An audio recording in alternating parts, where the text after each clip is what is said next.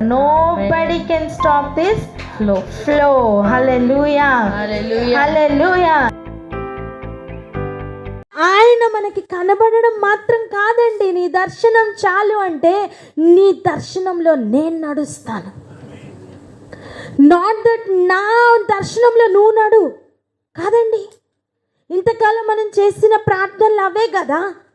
అయ్యా నేను ఇలా అనుకుంటున్నాను, నేను ఈ ఉద్యోగంలోకి వెళ్తున్నాను, నేను ఈ ఊరు వెళ్తున్నాను, నేను ఇలా ప్రయాణం చేస్తున్నాను, రా నన్ను వచ్చి కాపాడు. అర్థం ఏంటి? నా రింగులోకి నువ్వు వచ్చి పని చేయి. మీకు అర్థమవుతుందా? ఇంకో మాట చెప్పినా, నా విజన్లో నువ్వు వర్క్ చేయి.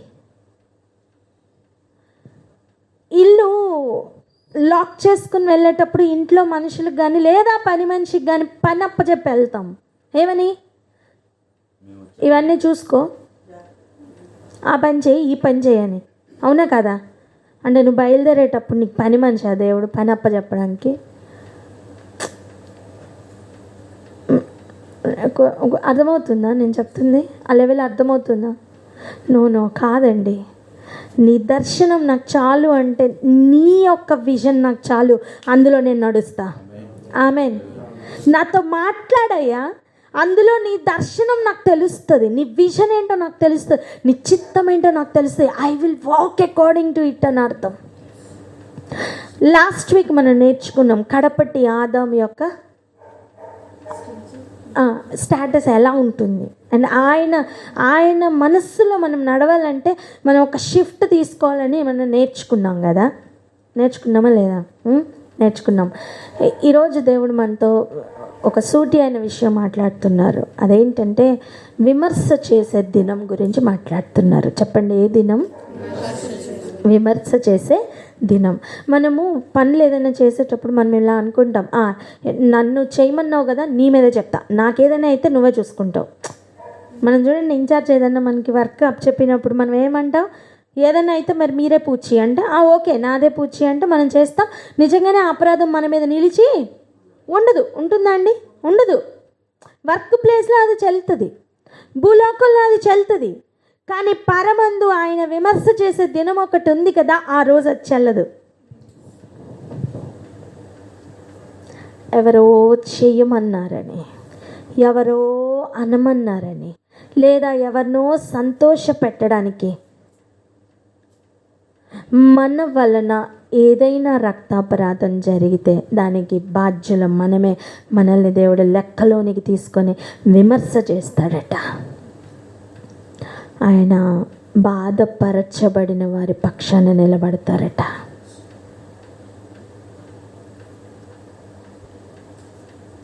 ఆలోచన చేద్దాం. నాతో ఈ విషయం మాట్లాడుతున్నప్పుడు నేను కొంతమందికి ఫోన్ చేసి నేను సారీ అడిగాను.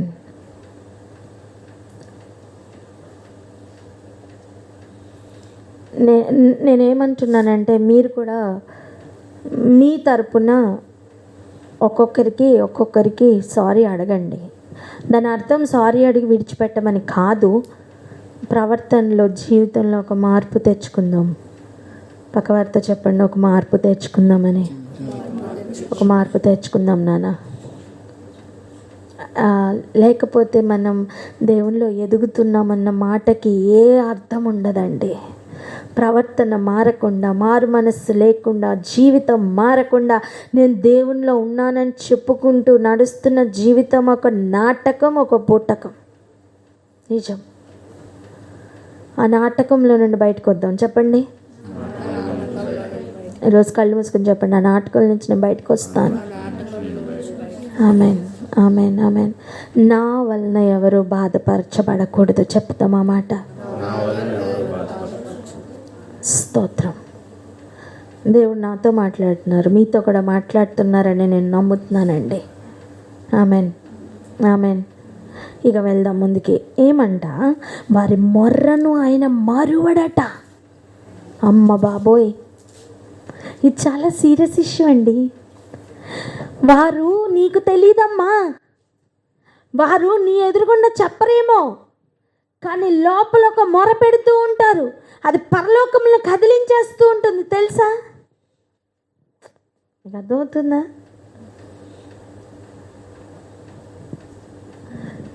నీతో వాళ్ళు డైరెక్ట్గా ఏం చెప్పరు. నేను బాధపడుతున్నాను నీ వల్ల అని వాళ్ళు ఎదురుగుండా వచ్చి చెప్పరు. నిజంగా బాధపడే వాళ్ళు అయితే చెప్పరు. వింటున్నారా? నిజంగా బాధపడేవాళ్ళు చెప్పరు. చూడండి, సొదొమ గొమొర్రాలో ఉన్నప్పుడు లోతు నొచ్చుకుంటూ ఉండేవాడు. వెళ్ళి చెప్పాడా అండి? చెప్పాడా? లేదు. ఐగుప్తులో ఉన్నప్పుడు ఇశ్రాయేలీలు బాధపడుతూ ఉన్నారు. పోయి చెప్పారా ఫరోకి నీ వల్ల మేము బాధపడుతున్నామని? చెప్పండి, చెప్పారా? లేదు. నిజంగా బాధపడేవాళ్ళు మొర దేవుడికి పెడతారు. మీకు అర్థమవుతుందా? బాధ పెట్టేవారి దగ్గరికి వెళ్ళి నీ వల్ల నేను బాధపడుతున్నాను చెప్పరండి. వాళ్ళు లోపల బాధపడుతూ కుమిలిపోతూ ఉంటారు.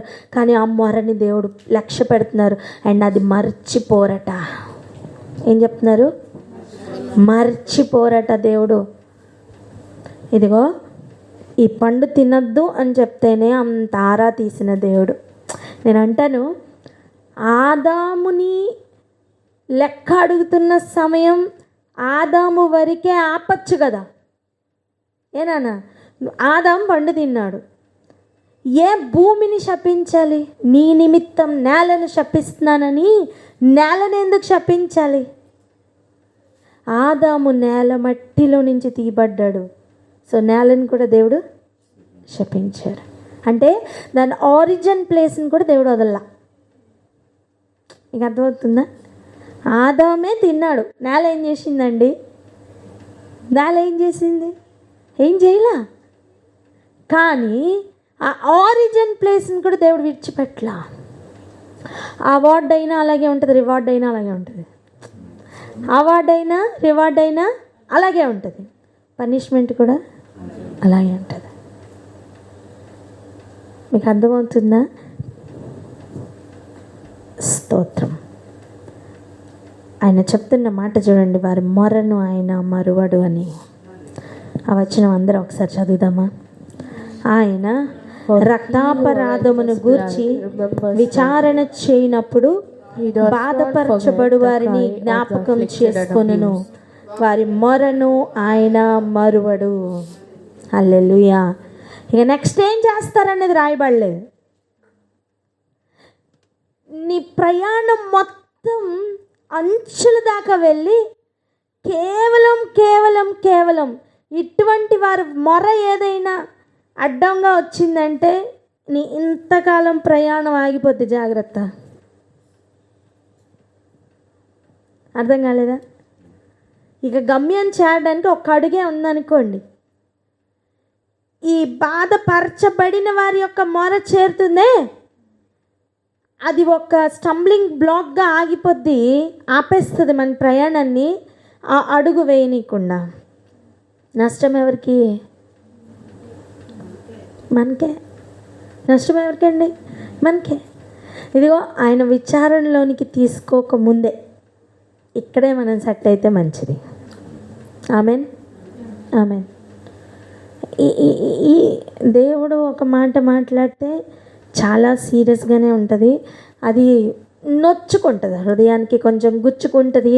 కత్తి చూడండి, ఒక కూర వండాలి, ఒక ఆనపకాయ కూర వండాలి, అది పీల్ చేయదా? తొక్కని తోలు తీయదా అండి? ఎలా తీస్తుంది? కొంచెం గట్టిగానే తీస్తుంది. ఆ తోలు తీస్తున్నప్పుడు, ఆ తోలు సపరేట్ అవుతున్నప్పుడు, ఆ స్కిన్ సపరేట్ అవుతున్నప్పుడు, ఆ ఫ్లెష్ సపరేట్ అవుతున్నప్పుడు కొంచెం నొప్పి ఉంటుంది నాన్న. కానీ అది మేలుకి. Amen, amen. కట్ చేయకుండా వండే కూరలు ఏమైనా ఉన్నాయా? చెప్పండి, ఉన్నాయా? అన్నయ్య, ఏదైనా గుత్తొంకాయ ఉన్నా సరే దానికి ఘాట్లు పెట్టాల్సిందే. ఎందుకు? ఏం వెళ్ళాలి? ఆ మసాలాలు కొంచెం వెళ్ళాలా, ఆ ఫ్లేవర్ వెళ్ళాలా. నీ చిత్తం చేయడం నాకు ఆహారమైనది ప్రభు అంటే సింపుల్ కాదండి, అట్లా నరకబడాలా. హల్లెలూయా. అలా పానార్పణంగా నేను పోయబడుతున్నాను అంటే దాని అర్థం ఏంటి తెలుసు? అట్లా పిండబడ్డాడని అర్థమైన.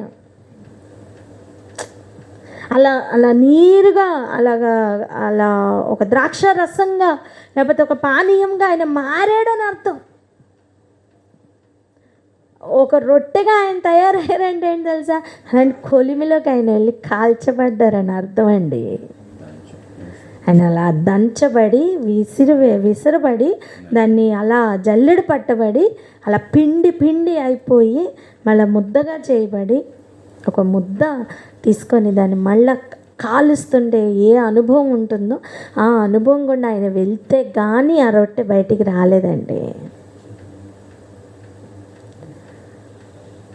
చిత్తం చేయడం నాకు ఆహారమై ఉన్నదంటే కమాన్, ఆ ప్రాసెస్ గుండా వెళ్ళాలి, తప్పదు. చెప్పండి, ఆ ప్రాసెస్ గుండా వెళ్ళాలండి. చెప్పండి, నేను ఆ ప్రాసెస్ గుండా వెళ్తాను ప్రభా. ఈ ప్రాసెస్లో తోలు తీయడం ఉంటుంది, కట్ చేయడం ఉంటుంది, అగ్నిలో పెట్టడం ఉంటుంది, నూనెసి వేపడం ఉంటుంది, గిర్ర తిప్పడం ఉంటుంది, మిక్సీ పట్టడం ఉంటుంది, అన్నీ ఉంటాయి. మళ్ళీ ఆ పెయిన్లోనే వాళ్ళు కొంచెం ఉప్పు కొంచెం కారం కూడా దట్టించడం ఉంటుంది. తప్పదు నాన్న. చెప్పండి, పక్క పెడతా, తప్పదని. ఆయన కొరకు అలా మారగలిగితే, విమర్శ దినాన్ని తప్పించుకోవచ్చు. ఆమేన్. కడపటి ఆదాములో ఉన్న ఆ శ్రేష్టత అదేనండి, ఆ బ్యూటీ అదేనండి. ఆయన చేసిన ఒక కార్యం ఉంది చూసారా? ఆ స్త్రీకి నిండా మచ్చలు ఉన్నాయి, ఆ స్త్రీకి నిండా ముడతలు ఉన్నాయి. వధువు సంఘానికి ఇంకెవరో కాదు, అసలు యోగ్యురాలు అని చెప్పడానికి అర్హతే లేదు. కానీ ఆయన ఏం చేస్తున్నారంటే తెలుసా? తనని పవిత్రపరచడానికి తన్ను తాను అప్పగించుకున్నారట. ఆమెను పవిత్రపరచడానికి తన్ను తాను అప్పగించుకున్నారట. ఇప్పుడు కడపటి ఆదాం యొక్క భావాలు, కడపటి ఆదాం యొక్క గుణగణాలు మనలోనికి రాకపోతే మనకు ఆ స్వభావం రాదు, ఆ స్వభావం మారదు. లోపల కూరుకుపోయిన స్వభావం ఉందే, అది మారదు. అది ఎప్పుడు ఇంకొకరిని బాధ పెడుతూనే ఉంటుంది. మన స్వభావం, ఆదాం యొక్క స్వభావం, మొదటి ఆదాం యొక్క స్వభావం ఏం చేస్తుందండి? ఎప్పుడు బాధ పెడుతూనే ఉంటుంది. కానీ కడపటి ఆదాం యొక్క స్వభావం బాధపడుతూ ఉంటుంది. ఆమేన్. కడపటి ఆదాం యొక్క స్వభావం బాధపడుతూ ఉంటుంది. నువ్వు కరిగిపోతూ ఇంకొకరికి వెలుగిస్తున్న ఒక జీవితం ఉందే, అదే నాన్న వెలుగు. దీపస్తంభం, అగ్నిస్తంభం, ఇవన్నీ చెప్పడానికి చాలా బాగుంటాయి. అగ్నిలో బాప్తిసం, అవును, అవన్నీ నువ్వు మండుతున్నవి దేనికంటే? ఇంకొకరిని వెలిగించడానికి నాన్న. ఆమేన్. నువ్వు కరిగిపోతుంది దేనికి తెలుసా? ఇంకొకరిని వెలిగించడానికి. హలో, ఆ జీవితం లేదా? సారీ, లెక్కలు తారుమారైపోతాయి. దాని నుంచి బయటికి రావాలి. ఆమేన్. ఎవరైనా ప్రార్థన చేద్దామా? ఈ విషయాన్ని గురించి ప్రార్థన చేద్దామండి.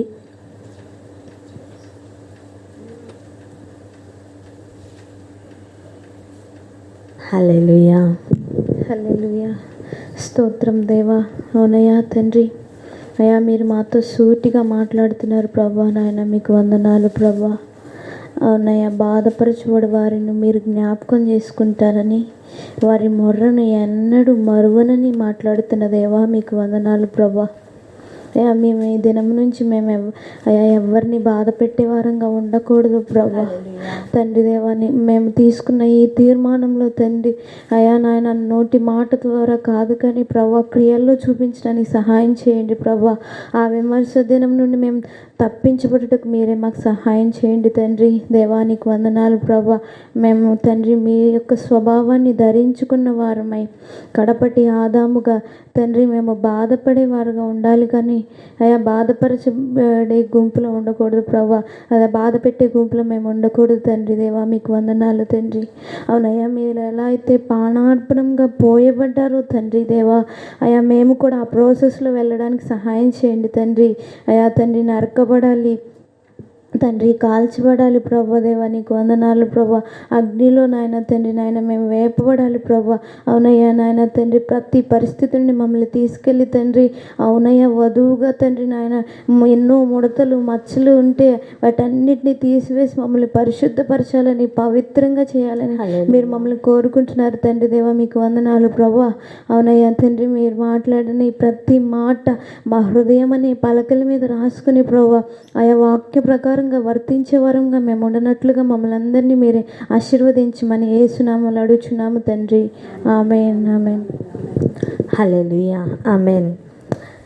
దేవుడట యేసు ప్రభు అట చాలాసార్లు ఉపమాన రీతిగా మాట్లాడారు. చెప్పండి ఎలా మాట్లాడారు? ఉపమాన రీతిగా మాట్లాడారు. మన వాక్య భాగంలోకి ఎంటర్ అవుతున్నాం. ఇప్పటి వరకు మనం ఎక్కడున్నాం? కీర్తనలో ఉన్నాం. ఆమేన్. ఇప్పుడు మనం ఎక్కడికి ఎంటర్ అవుతున్నాం? వాక్య భాగం మెయిన్ కోర్సులోకి ఎంటర్ అవుతున్నాం. రెడీయా? వెళ్దాం ఈ ప్రయాణంలోకి. కమాన్ రండి. యేసు ప్రభు ఏదైనా మాట్లాడితే ఉపమాన రీతిగా మాట్లాడేవారు. చెప్పండి అన్నమాట. స్ట్రైట్గా మాట్లాడే మాటలు కొన్ని ఉండేవి, ఉపమాన రీతిగా మాట్లాడేవి కొన్ని ఉండేవి, కొన్ని అన్స్పోకెన్ వర్డ్స్గా కూడా ఆయన మాట్లాడుతూ కొన్ని సెంటెన్సెస్ని ఖాళీలు పూరించుము అన్నట్లుగా విడిచిపెట్టినవి కూడా కొన్ని ఉండేవి. కైసర్ది కైసర్కి ఇవ్వండి, దేవుని దేవునికి ఇవ్వండి అని చెప్పిన తర్వాత ఖాళీలు పూరించుము, అంతే కదా. ఇక అదేంటి అనే వివరణ ఆయన ఇవ్వలా. సో ఆయన చెప్పుతున్న ప్రతి మాట కూడా గూఢమైన అర్థములు కలిగి ఉండేవి. చెప్పండి, ఆయన ప్రతి మాట గూఢమైన అర్థములు కలిగి ఉండేవి. ఉదయం మేము మాట్లాడుకుంటున్నప్పుడు ఒక విషయం ఇలా మాట్లాడుకుంటూ ఉన్నాము, అది జ్ఞాపకం వస్తూ ఉంది, అందుకే చెప్తున్నాను. దావీదును కనుక్కోవడానికి సమూయేలు వెళ్ళినప్పుడు 7 అన్నదమ్ముల్ని తప్పించుకుంటే తప్ప దావీదు దొరకలేదు. ఉల్లిపాయకి పైన పాయలు ఉంటాయి, అది చూసారా, పైన ఒక్కొక్క లేయర్ ఉంటుంది. అలా దావీదు 8వ లేయర్ అనుకోండి. దావీదు ఎన్నో లేయర్ అండి? 8వ లేయర్. సో ఎన్ని లేయర్స్ దాటుకుని వెళ్ళాలి? అప్పుడు మిగిలిన 7 లేయర్స్ని దాటుకుని వెళ్ళాల్సిందే. అలా దేవుడు ఒక మాట చెప్పితే అలా ఒక్కొక్కటి పొరలు పొరలు పొరలు పొరలు అన్నీ విప్పుకుంటూ అలా లోపలికి వెళ్తే అసలు ఆయన ఎందుకు ఆ మాట అన్నారో అర్థమవుతుందా? అలాగనే ఒకసారి చూడండి మత్తయి సువార్త 13వ అధ్యాయం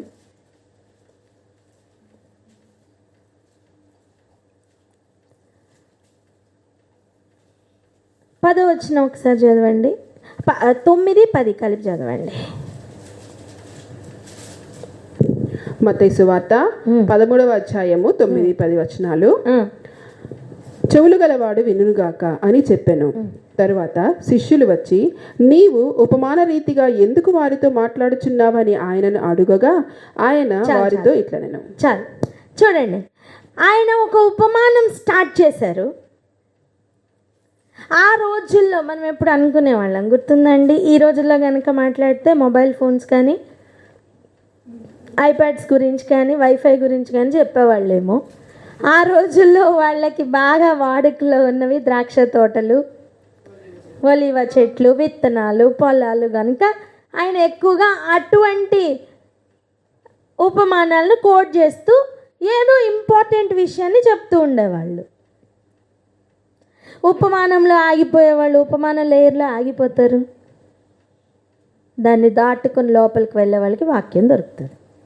స్తోత్రం. ఈరోజు వింటున్నప్పుడే ఒకటి దేవుణ్ణి అడుగుతూ ఉండండి. ఏంటి తెలుసా? దేవా, దావీదుని ఎలా అయితే చూడండి, సమూయేలు ఒక గొప్ప ప్రవక్త, ఏం చిన్నోడేం కాదు.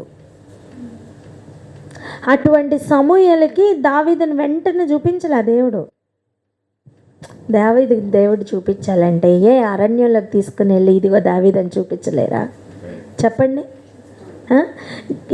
చూడండి, సౌలు యొక్క గాడిదలు ఎక్కడున్నాయో సమూయేలుకి తెలుసు, చూపించారు. దావీదని చూపించలేరా? అనుభవమే కదా, చూపించలేరా? చూపించగలరు. కానీ ఏ దేవుడు అంత గొప్ప ప్రవక్తకి కూడా కొన్ని లేయర్స్ దాటితే కానీ చూపించలా? ఓకేనా? సమూయేలుకే అంత కష్టమైతే మనకి ఇంకా కష్టమైన పని. ఓకేనా? అలా దేవుడు ప్రతి దాన్ని కూడా ఒక శ్రేష్టమైనదేనమ్మా, కానీ దాని మీద అన్నీ కూడా కవర్ చేసి చూడండి. ఈ పెళ్ళిళ్ళు వాటిల్లో లోపల ఏదో ఒక ఇంపార్టెంట్ గిఫ్టే పెడతారు, కానీ ఏం చేస్తారు, మొత్తం ర్యాప్ చేసి చేసి చేసి చేసి వాళ్ళకి విసుగు వచ్చేయాలి. అవునా? ఆ మనుషులకేనా వచ్చు? చెప్పండి. సంగతిని మరుగుపరచుట దేవునికి ఘనత. ఆమేన్.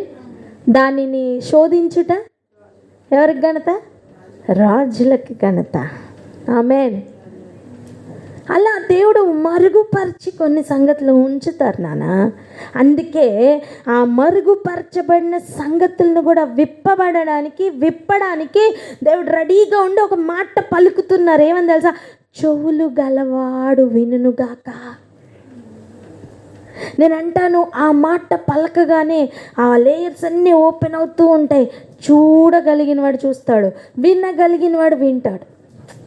కమాన్, అర్థమవుతుందా?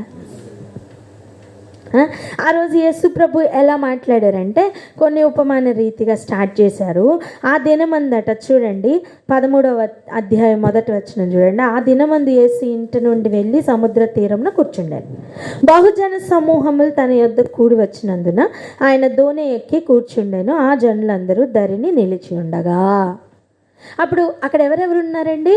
యేసు ప్రభు ఉన్నారు, ఆయన శిష్యులు ఉన్నారు, బహుజన సమూహములు ఉన్నారు. అంతే కదా?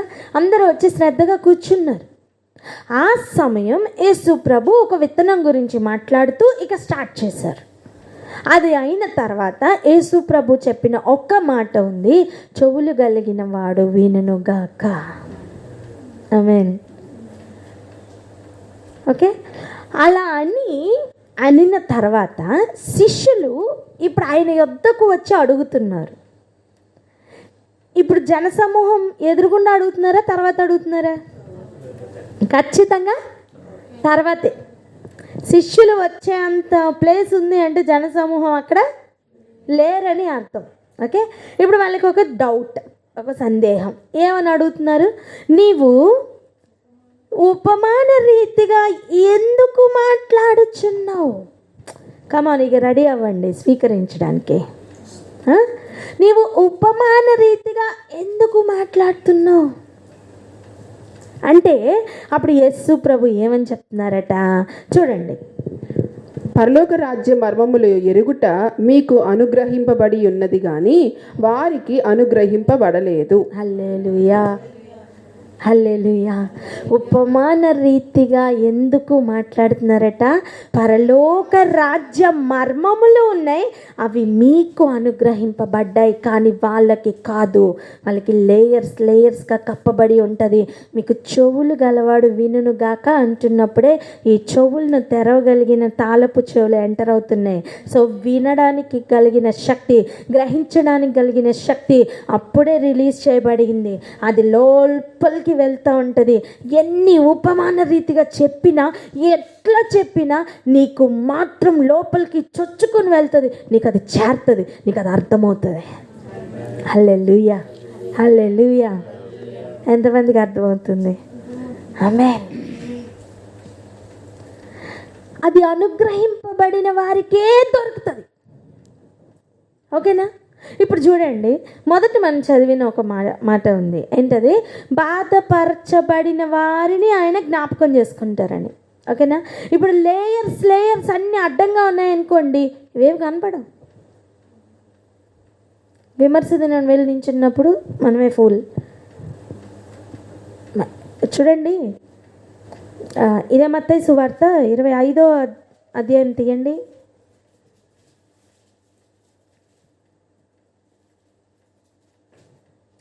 44 చదవండి, 43 చదవండి అండి. మత్తయి సువార్త 25వ అధ్యాయము 43వ వచనము. పరదేశినయ్యి ఉంటిని మీరు నన్ను చేర్చుకొనలేదు, దిగంబరినయ్యి ఉంటిని మీరు నాకు బట్టనియ్యలేదు, రోగినై చెరసాలలో ఉంటిని మీరు నన్ను చూడరాలేదని చెప్పెను. ఇంకా 42 కూడా చదవండి. నేను ఆకలిగొంటిని మీరు నాకు భోజనం పెట్టలేదు, దప్పిగొంటిని మీరు నాకు దాహమియ్యలేదు, పరదేశినయ్యుంటిని మీరు నన్ను చేర్చుకొనలేదు, దిగంబరినయ్యుంటిని మీరు నాకు బట్టలు ఇయ్యలేదు. 44.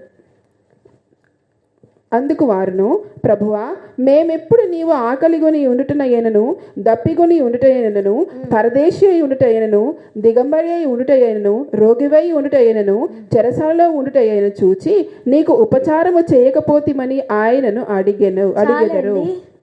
చాలు. అది ఏ రోజట? 32 చదవండి, లేకపోతే 31, 32 చదవండి. మత్తయి సువార్త 25వ అధ్యాయం 31, 32. తన మహిమతో మనుష్య కుమారుడును ఆయనతో కూడా సమస్త దూతలను వచ్చినప్పుడు ఆయన తన మహిమ గల సింహాసనం మీద ఆసీనుడై ఉండెను. అప్పుడు సమస్త జనములు ఆయన ఎదుట పోగు చేయబడుదురు. గొల్లవాడు మేకలలో నుండి గొర్రెలను వేరుపరచినట్లు ఆయన వారిని వేరుపరచి. చాలు. అంటే విమర్శ చేస్తున్న ఒక దినం ఎలా ఉంటుంది? హల్లెలూయా. ఆయన మహిమతో వస్తున్న దినం, ఆయన మహిమను ఎవరికి ఇవ్వబోతున్నారు, ఆయన చెరసాల్లోకి ఎవరిని పంపబోతున్నారు అని చెప్తున్న సమయం ఇదిగో. ఆయన ఇలా చెప్తారట, ఏమని? నేను ఆకలిగా ఉన్నాను, నేను అప్పుడు నువ్వు నాకు దాహం ఇచ్చావు అని చెప్తున్న లెవెల్ వేరు, అది ముందు ఉన్న వచనాలు. కానీ ఇది వేరండి. నువ్వు నాకు దాహం ఇయ్యలే, నువ్వు నాకు బట్టలు ఇవ్వలే, నేను పరదేశిని అయినా నువ్వు నన్ను చేర్చుకోలే అని చెప్తే ఈ వ్యక్తికి ఏం అర్థం కాదు. ఏమంటాడట? నేనెప్పుడు నువ్వు దిగంబరుడివై ఉన్నావు ప్రభా, నిన్ను చూస్తే నా జీవనం అంతా నీకు ఇచ్చేస్తా. అదే కదా ఫీలింగ్ మనకి. దేవుడి కోసం అయితే నేను ఏదైనా చేస్తా, అంతే కదా? కాదా? వాస్తవానికి దగ్గరగా రావట్లేదా? ఇదేనండి సత్యం, ఇదే సత్యం. ఆ రోజు వారికి ఏం అర్థం కాదట. మేమెప్పుడు అయ్యా మీకు ఇవ్వలేదు, మీరు కనుక వస్తే మేము మీకు అసలు ఏంటి మొత్తం అన్నీ ధారాళంగా మీకే పెడతాం. ఆ ఫీల్డ్లో ఉంటాం మనం. కానీ యేసు ప్రభు లెక్క వేరు. ఆయన పరదేశిగా నీ యొద్దకు కొంతమందిని పంపిస్తారు నాన్న. దేనికి తెలుసా? చేర్చుకోవడానికే. ఆ సమయం ఏం జరుగుతుంది తెలుసా? ఆయన లెక్కలో నీకు తీసుకుంటారు. ఆ పరదేశి కనుక మొర పెట్టాడు అనుకోండి, ఆ మొర ఆయన మర్చిపోడు. ఉపమాన రీతిగా చెప్పేవి కొన్ని ఉన్నాయి, ఉపమాన రీతిగా కాకుండా చెప్పేవి కొన్ని ఉన్నాయి. కానీ యేసు ప్రభు ఉపమాన రీతిగా చెప్తున్న ఒకసారి స్టార్టింగ్లో, ఎందుకు నువ్వు ఉపమాన రీతిగా చెప్తున్నావు అని చెప్పినప్పుడు, పరలోక రాజ్య మర్మములు మీ కొరకు అనుగ్రహింపబడ్డాయి కానీ వాళ్ళకి కాదు అని చెప్పి ఆయన చాలా గూఢమైన సంగతులు ఆ రోజు చెప్పారు. అవన్నీ వాళ్ళు విన్నారు. శిష్యుల యొక్క అనుభవం. మనం అక్కడ లేము, ఇప్పుడు ఇంకొంచెం ముందుకు వస్తున్నాం. కానీ యేసు ప్రభు రాను రాను ఇంకొక యాంగిల్లో మాట్లాడడం స్టార్ట్ చేశారు. ఎలా అంటే చూడండి, లూకా సువార్త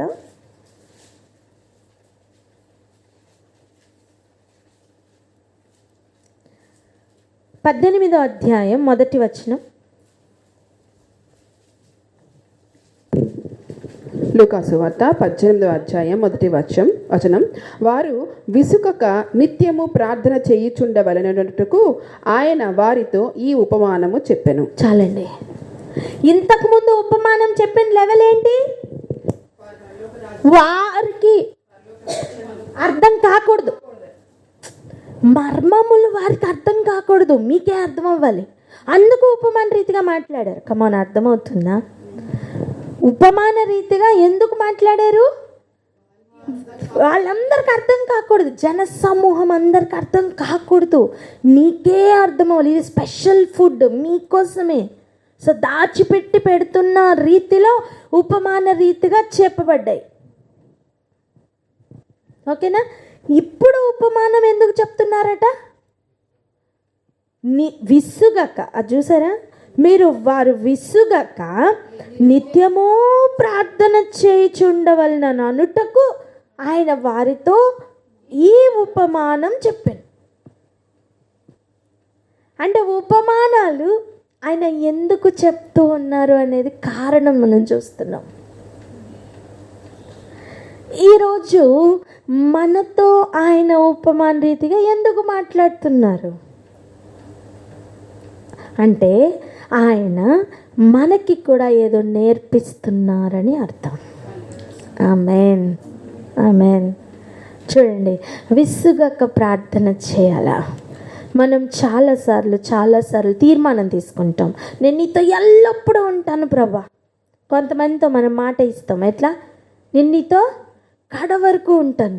ఎలా చెప్తాం? దాని అర్థం ఏంటండి? చివరి దాకా ఉంటానని కదా అర్థం కదా. ఉన్న ప్రజలనే మనం చూస్తున్నామా? చూడం. అలాంటి వాళ్ళు ఉన్నవాళ్ళు ఉంటారు. నేను ఒక దైవజనుల్ని చూశాను. వాళ్ళ దగ్గర ఫస్ట్ స్టూడెంట్స్లో ఒక బ్యాచ్లో ఒక అబ్బాయి వాళ్ళ దగ్గరే ఉండిపోయి, అమ్మ మీరు అన్నం పెట్టకపోయినా పర్లేదు, మీతో పాటు నేను పస్తులు ఉంటానని వాళ్ళతోనే ఉండిపోయి ఈరోజు పెద్ద పరిచర్యలో తను వాళ్ళతోనే ఉండిపోయాడు అబ్బాయి. అట్లాంటి వాళ్ళు ఉన్నారండి, అట్లాంటి వాళ్ళు ఉన్నారు. కాడ వరకు ఉంటానని చెప్పి మధ్యలోనే తన్ని వెళ్ళిపోయే వాళ్ళు ఉంటారు. కానీ ఇప్పుడు దేవుడు ఉపమాన రీతిగా చెప్పడానికి కారణం ఒకటి ఉంది. ఒకటి, మర్మములు మీకు తెలియబడాలని, వారికి కాదని ఉపమాన రీతిగా చెప్తున్నదే ప్రభు. ఇప్పుడు మరలా చెప్తున్నమాట, విసుగక ప్రార్థన చేయాలని ఈ ఉపమానం చెప్తున్నారట. నేనేమంటున్నా అంటే, ఆయన ఏదైనా మాట్లాడుతున్నప్పుడు చెవులు తెరవబడకపోతే ఆయన ఏం చెప్తున్నారో అర్థం కాదు. రెండవది, ఆయన ఏం చెప్తున్నారో కేవలం పైపైన మాటలు రిసీవ్ చేసుకునే వాళ్ళకి లోపల ఆయన గూఢమైన అర్థం ఏంటో గ్రహించరు. దొరకలేదు కదా అని సమూయేలు 3వ వ్యక్తిలోనే వెనక్కి వెళ్ళిపోతే దావీదు దొరికేవాడా? చెప్పండి. మళ్ళీ ఇంకొక దహన బలి, మళ్ళీ ఇంకొక అపాయింట్మెంట్ అవసరమయ్యేది. వేచి ఉండాలా? ఏం చేయాలా? వేచి ఉండాలా. నీకు అర్థం కావట్లేదు, పర్లేదు, వెయిట్ చేయి అని మళ్ళీ అడుగు, చెప్తారు. విసుగక ప్రార్థన చేయాలి అనేది దేవుని యొక్క ఉద్దేశం అండి. 2 రోజులు ప్రార్థన చేసి వదిలేస్తాం. మనం ఏమొచ్చి వదిలేస్తాం? విసుగు. ఈ సాలిపురుగును చూసారా ఎప్పుడైనా? అది విసిగిపోద్దా? దాని ఇల్లు ఏమైనా పోయి నిలుస్తుందా? ఆహా, అయినా అది విసిగి పోదు. అది ఎక్కడి నుంచైనా ఎక్కడికైనా ట్రావెల్ చేసిందంటే ఒక దారం వదులుతూనే పోతుంది. దాని విసుగు అనేది లేదు తెలుసా. కంటిన్యూస్ వర్క్ చేస్తూనే ఉంటుందండి. దేవుడు కలుగు చేసిన అనేక జీవాల్లో ఆ చురుకుదనం ఉంది. సాలిపురుగు ఎంత చురుగ్గా పరిగెడుతుందండి? పరిగెడుతుందా లేదా? దానిలో కేవలం బ్యాడ్ క్వాలిటీసే కాదు, గుడ్ క్వాలిటీస్ కూడా ఉన్నాయి. అది ఎప్పుడు అలసిపోదు. కానీ మనం ఎలా తెలుసా? 2 రోజులు ప్రార్థన చేస్తాం, జరగట్లేదని విసిగిపోతాం. 4 రోజులు ప్రార్థన చేస్తాం, జరగట్లేదని విసిగిపోతాం. కొన్నిసార్లు కొంతమందికి కొన్ని మాటలు చెప్తూ ఉంటాం, అలా చేయొద్దు, ఇలా చేయొద్దని. వాళ్ళు అలాగే చేస్తున్నప్పుడు ఏమొస్తుంది మనకి? విసుగు. అవునా కాదా? అలా ప్రార్థన చేయట్లో కూడా విసుగు వచ్చే ఆ భయంకరమైన స్థితి ఉందట. అందుకే సుప్రభు ఏం చెప్తున్నారు? విసుగక ప్రార్థన చేయమని ఈ ఉపమానం చెప్పారట. ఇందుకే ఆ ఉపమానం ఏంటి? గబగబా చూడండి. ఒక పట్టణంలో ఒక విధవరాలు ఉండిందంట. ఆయన అక్కడున్న న్యాయాధిపతి దగ్గరికి వచ్చి అక్కడ ఆమెకు ఆ న్యాయాధిపతికి మధ్యలో ఎలాంటి కాన్వర్జేషన్ ఉంది అనేది అక్కడ చెప్తూ ఉన్నారు. ఆ న్యాయాధిపతి ఆమెకి సరిగా రెస్పాన్స్ ఇవ్వకపోయినా ఆమె మాటి మాటికి వెళ్ళి అడగడం వలన ఆ న్యాయాధిపతి ఆమెకి సరే ఈమె నన్ను తినేస్తుందని చెప్పి ఆయన ఇక న్యాయం చేయడానికి ఆయన వస్తాడట. అటువంటి ఒక ఉపమానం ఆయన చెప్పారు. చెప్పి మాటి మాటికి అడుగుతూ ఉండమని ఆయన చెప్పారు. ఓకేనా? ఇప్పుడు మన టాపిక్ ఈ ఉపమానం కాదు, అందుకే మనం స్కిప్ చేస్తున్నాం. ఇప్పుడు ఇంకొక వచనానికి వెళ్దాం రండి. 9వ వచనం. మత్తయి సువార్త 18వ అధ్యాయము 9వ వచనము. తామే నీతిమంతులమని తమ్ము నమ్ముకొని ఇతరులను తృణీకరించు కొందరితో ఆయన ఈ ఉపమానము చెప్పెను. ప్రార్థన చేయుటకై. చాలండి. ఇది ఇంకొక ఉపమానం.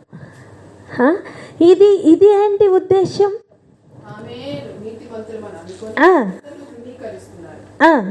ఏమంట? తామే నీతిమంతులు అనుకుంటున్నారట. అంటే వీళ్ళు చేసేదే కరెక్ట్. ఇది 99 బ్యాచ్. ఇదే బ్యాచ్ 99 బ్యాచ్. ఇది 99 బ్యాచ్. చెప్పండి ఏం బ్యాచ్? 99 బ్యాచ్. బ్యాచ్ నెంబర్ ఎంత? 99. ఏ 99? నీతిమంతుల 99. ఓకేనా? ఇదే బ్యాచ్ 99 బ్యాచ్. ఇది తామే నీతిమంతులు అనుకున్నట ఏం చేస్తున్నారట? తమ్ము నమ్ముకొని ఇతరులను తృణీకరించు కొందరితో ఆయన ఈ ఉపమానం చెప్తున్నారట. సో ఆయన ఏదైనా ఒక విషయాన్ని కన్వే చేయాలి అంటే ఆయన ముఖ్యంగా వాడుకుంటున్న పద్ధతి ఉపమానం. చాలాసార్లు దేవుడు ఉపమాన రీతిగా ఎన్నో విషయాలు హెచ్చరించి ఉంటారు. జాగ్రత్త. ఎన్నో విషయాలు, గూఢమైన విషయాలు ఉపమాన రీతిగానే చెప్పి ఉంటారు. జ్ఞాపకం చేసుకో. లక్ష్యం ఉంచుతున్నావా ఆయన మాటల మీద? ఒకసారి ఆలోచించుకుందాం.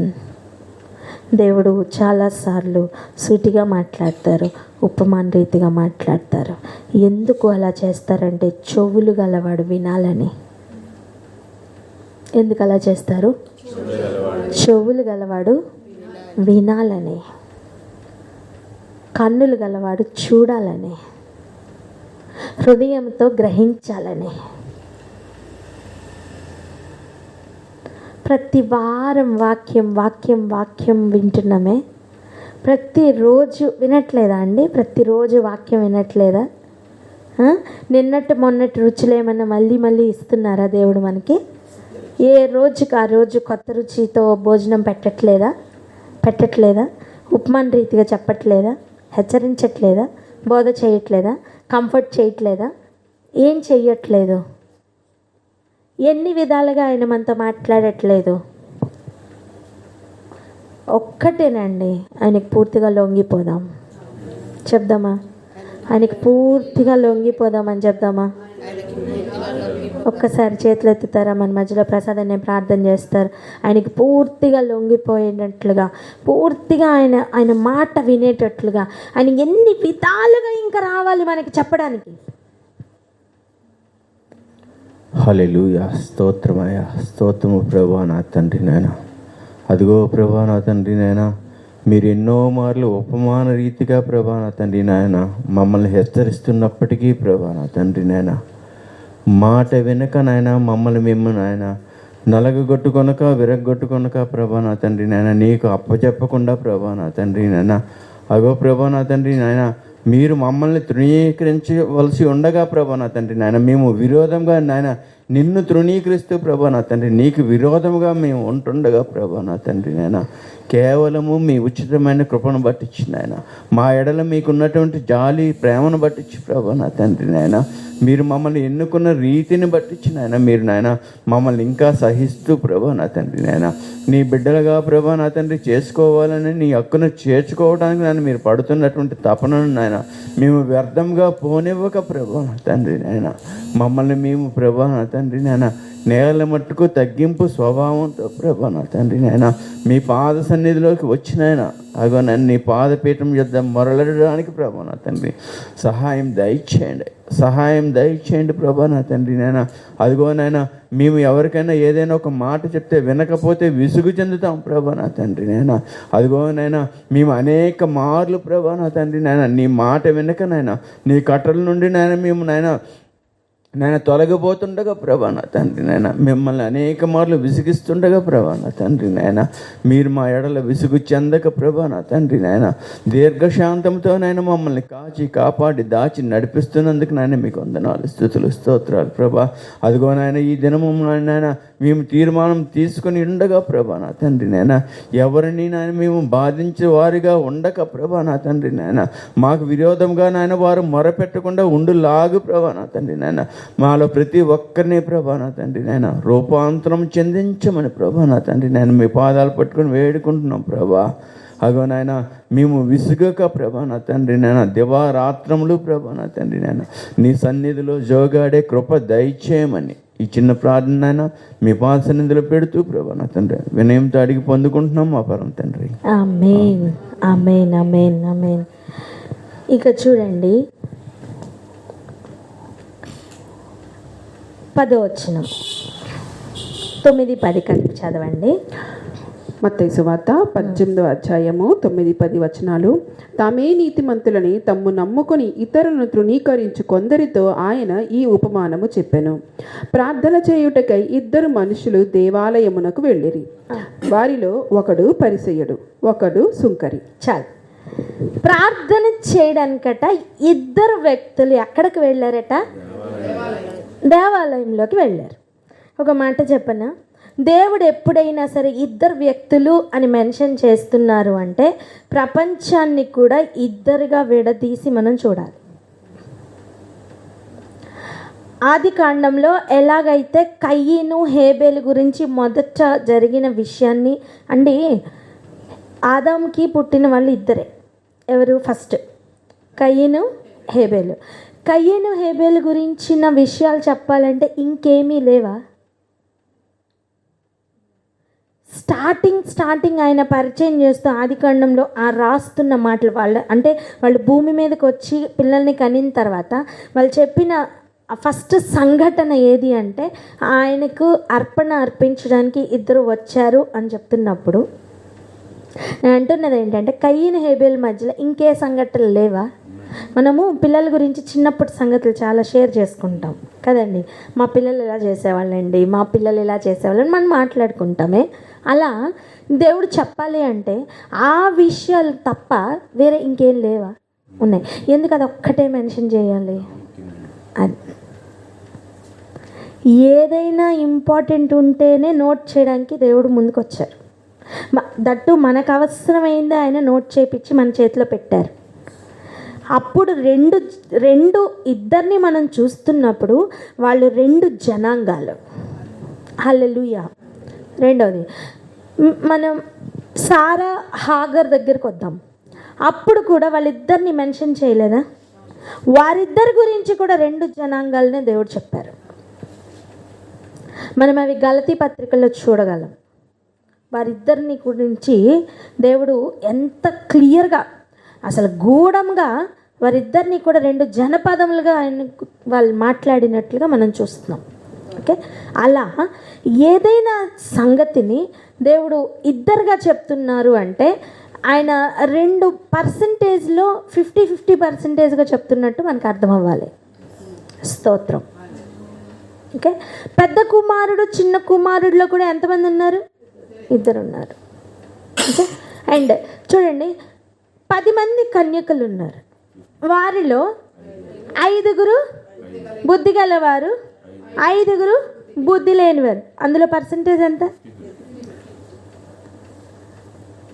ఓకేనా? అలా ఎవ్రీ ఏరియాలో దేవుడు ఎక్కడైనా సరే 2ని చూపించి ఏదైనా విషయం చెప్తున్నారంటే మన దృష్టి కొంచెం మారాలి. అది పర్సంటేజ్లోకి మారాలి. చూస్తున్న కోణం అలా మారాలి. ఓకేనా? అది కేవలం ఆ 2 వ్యక్తుల గురించే కాదు అని అర్థం. 10 దినాలే అంటే మనం చూసాం.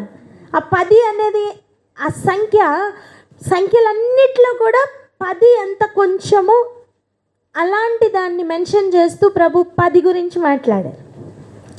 7 అనేది ఒక సంపూర్ణమైన సంఖ్య.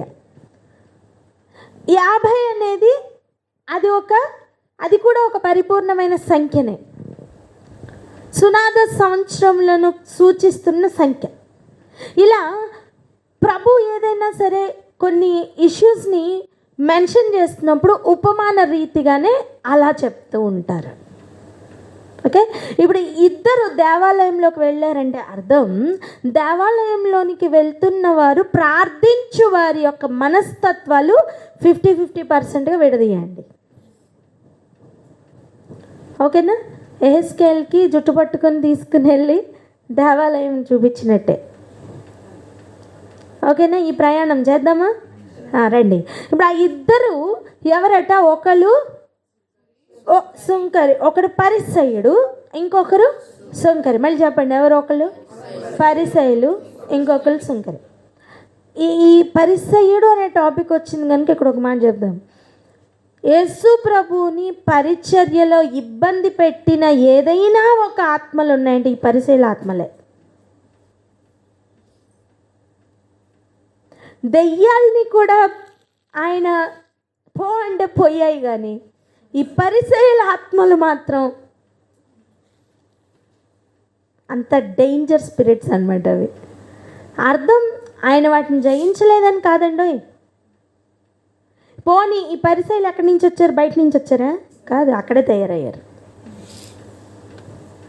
నేను అంటాను ఈ పరిసయ్యుల్ని ముదురాకులు అని. ఏం ఆకులు?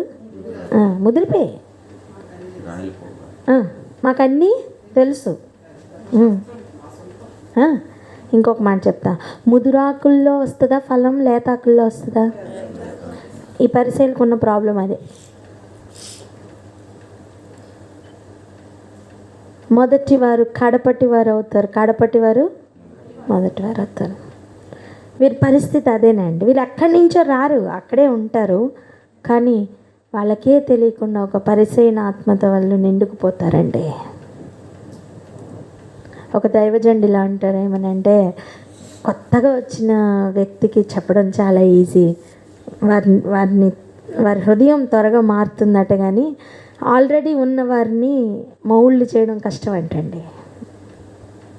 యేసయ్య కూడా ఇలా చెప్తారు, కొత్త బట్టకి పాత మాసిక, పాత బట్టకి కొత్త మాసిక సూట్ అవ్వదు. పాత తిత్తుల్లో కొత్త ద్రాక్షారసం సూట్ అవ్వదు. ఇవన్నీ ఎందుకు చెప్పారు? ఇదే కారణం. ఓకే, ఒక పరిసయ్యుడు ఒక సుంకరి అని చెప్తున్న సమయం అక్కడ మనకు అర్థం అవ్వాలి. అక్కడే ఉండి అక్కడే ఎదిగి బాగా ముదిరిపోయిన ఒక పరిసయ్యుడు. సుంకరి జీవితం ఎటువంటిదంటే ఒక లేత చిగురాకు వంటిది. లేత చిగురాకు ఒకసారి వెనక్కి తిరుక్కుని ఆకులన్నింటినీ చూసుకుంటే ఎలా ఉంటుంది దాని ఫీలింగ్ ఆలోచించండి. నేను ఇప్పుడే నేను ఇంకా చాలా డెలికేట్గా ఉన్నాను, చాలా చిన్నవాడిగా ఉన్నాను, ఇంతే ఉన్నాను. వీళ్ళందరూ ఎప్పటి నుంచో ఉన్నారు. మీకు అర్థమైందా? నేను ఇంకా బుడిబుడి అడుగులే వేస్తున్నాను, చిన్నదాన్ని. అంటే ఫలం అక్కడే వస్తుంది. ఫలం ఎక్కడ వస్తుంది? అక్కడే వస్తుంది. స్తోత్రం. అదేవిధంగా యేసు ప్రభు ఉపమాన రీతిగా ఈ 99 బ్యాచ్కి చెప్తున్నమాట ఏమని చూడండి. ఇప్పుడు మనం ఈ ఉపమానమే ఈరోజు చదువుకోవాలి. రండి. 11వ వచనం, మత్తయి సువార్త 18వ అధ్యాయము 11వ వచనం నుండి. లూకా సువార్త 18వ అధ్యాయము 11వ వచనం నుండి.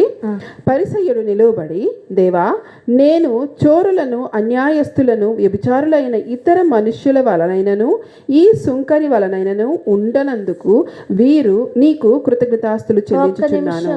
ఎంత భయంకరమైన ప్రార్థన ఇది! ప్రార్థన అండి. ఎవరి ప్రార్థన? అలాగే చెప్తారా? 99 బ్యాచ్ ప్రార్థన అని చెప్పండి. 99 బ్యాచ్ ప్రార్థన.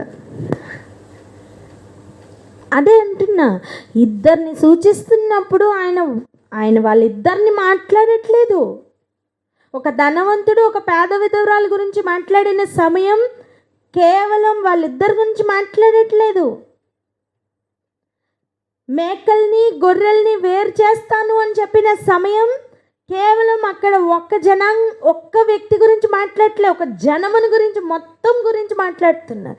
ఏమండి, మేకలు గొర్రెలే ఉన్నాయి అక్కడ, మరి ఇక్కడ తోడేళ్ళు ఇవన్నీ ఏమైపోయినాయి?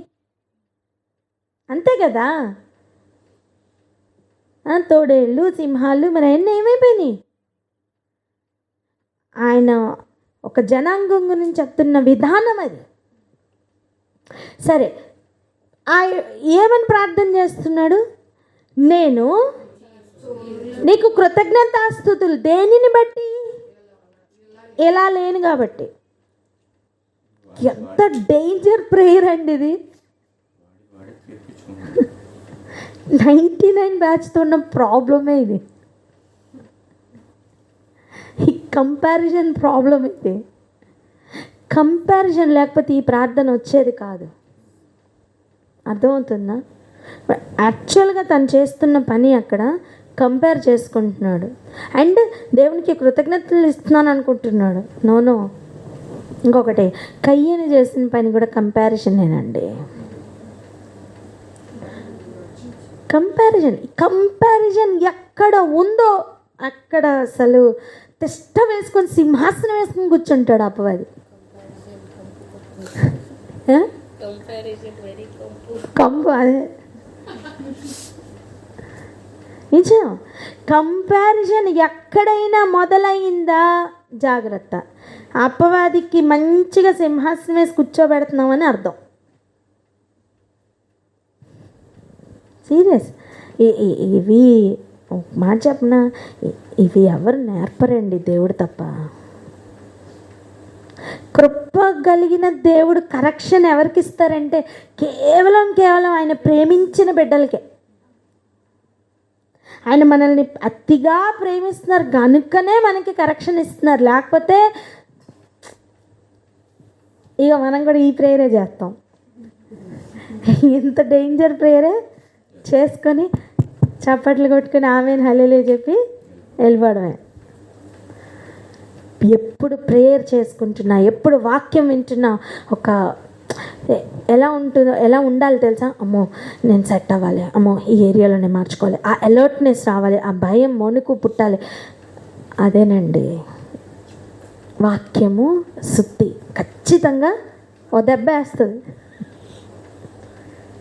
ఇక. వాక్యము కత్తి, ఖచ్చితంగా ఒక వేటు పడుతుందండి. వాక్యం అగ్ని, ఖచ్చితంగా మంట పుడుతుందండి. ఏ చలనమో లేదా. ఇగో ఈ కంపారిజన్లు స్టార్ట్ అవుతాయి. ఏం స్టార్ట్ అవుతాయి వినండి. వాక్యము గనక పని చేయకపోతే స్టార్ట్ అయ్యేది కంపారిజనే. ఆ కంపారిజన్తో ఇలాంటి కంపు ప్రార్థనలు అవుతాయి. నిజం. కృతజ్ఞతలు దేవునికి దేనికండి చెల్లించాలి? ఆయన చేసిన ఉన్నతమైన కార్యాలకి కాదా? ఆయన చేసిన ఆశ్చర్య కార్యాలకి కాదా? ఎన్ని ఉన్నాయి ఆయన స్తుతించడానికి. ఏంటి ఇదా రీజను? ఏంటంటే ఆ రీజను, నిలవబడి దేవా నేను చోరులను, అన్యాయస్తులను, వ్యభిచారులనైనా, ఇతర మనుష్యుల వలనైనను, ఈ సుంకరి వలనైనను ఉండనందుకు నీకు కృతజ్ఞతలు. ఏం నీతి నిరూపించుకుంటున్నావు నాన్న? ఏం నిరూపించుకుంటున్నావు? మళ్ళీ దేవుడు అడ్డమా నీకు? తనెవరో, తను ఎంత నీతిపరుడో చెప్పుకుంటున్నాడు అక్కడ. దేవుడు ప్రార్థన కదా ఆయన చేసేది. గమనిస్తున్నారా? ఇది డేంజర్ జోన్ ఎవరికి ఉంది తెలుసా? బయట వాళ్ళకి కాదండి, లోపల ఉన్న వాళ్ళకే.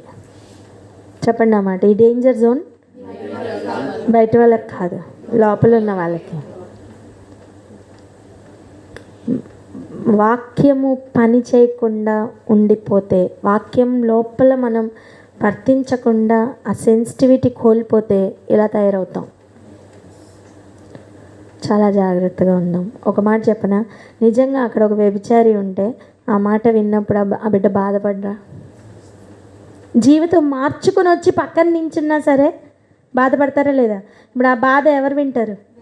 ఆ మొర ఎవరు వింటారు? విమర్శదైన నీడేమవుతాడు? అయిపోయిందా?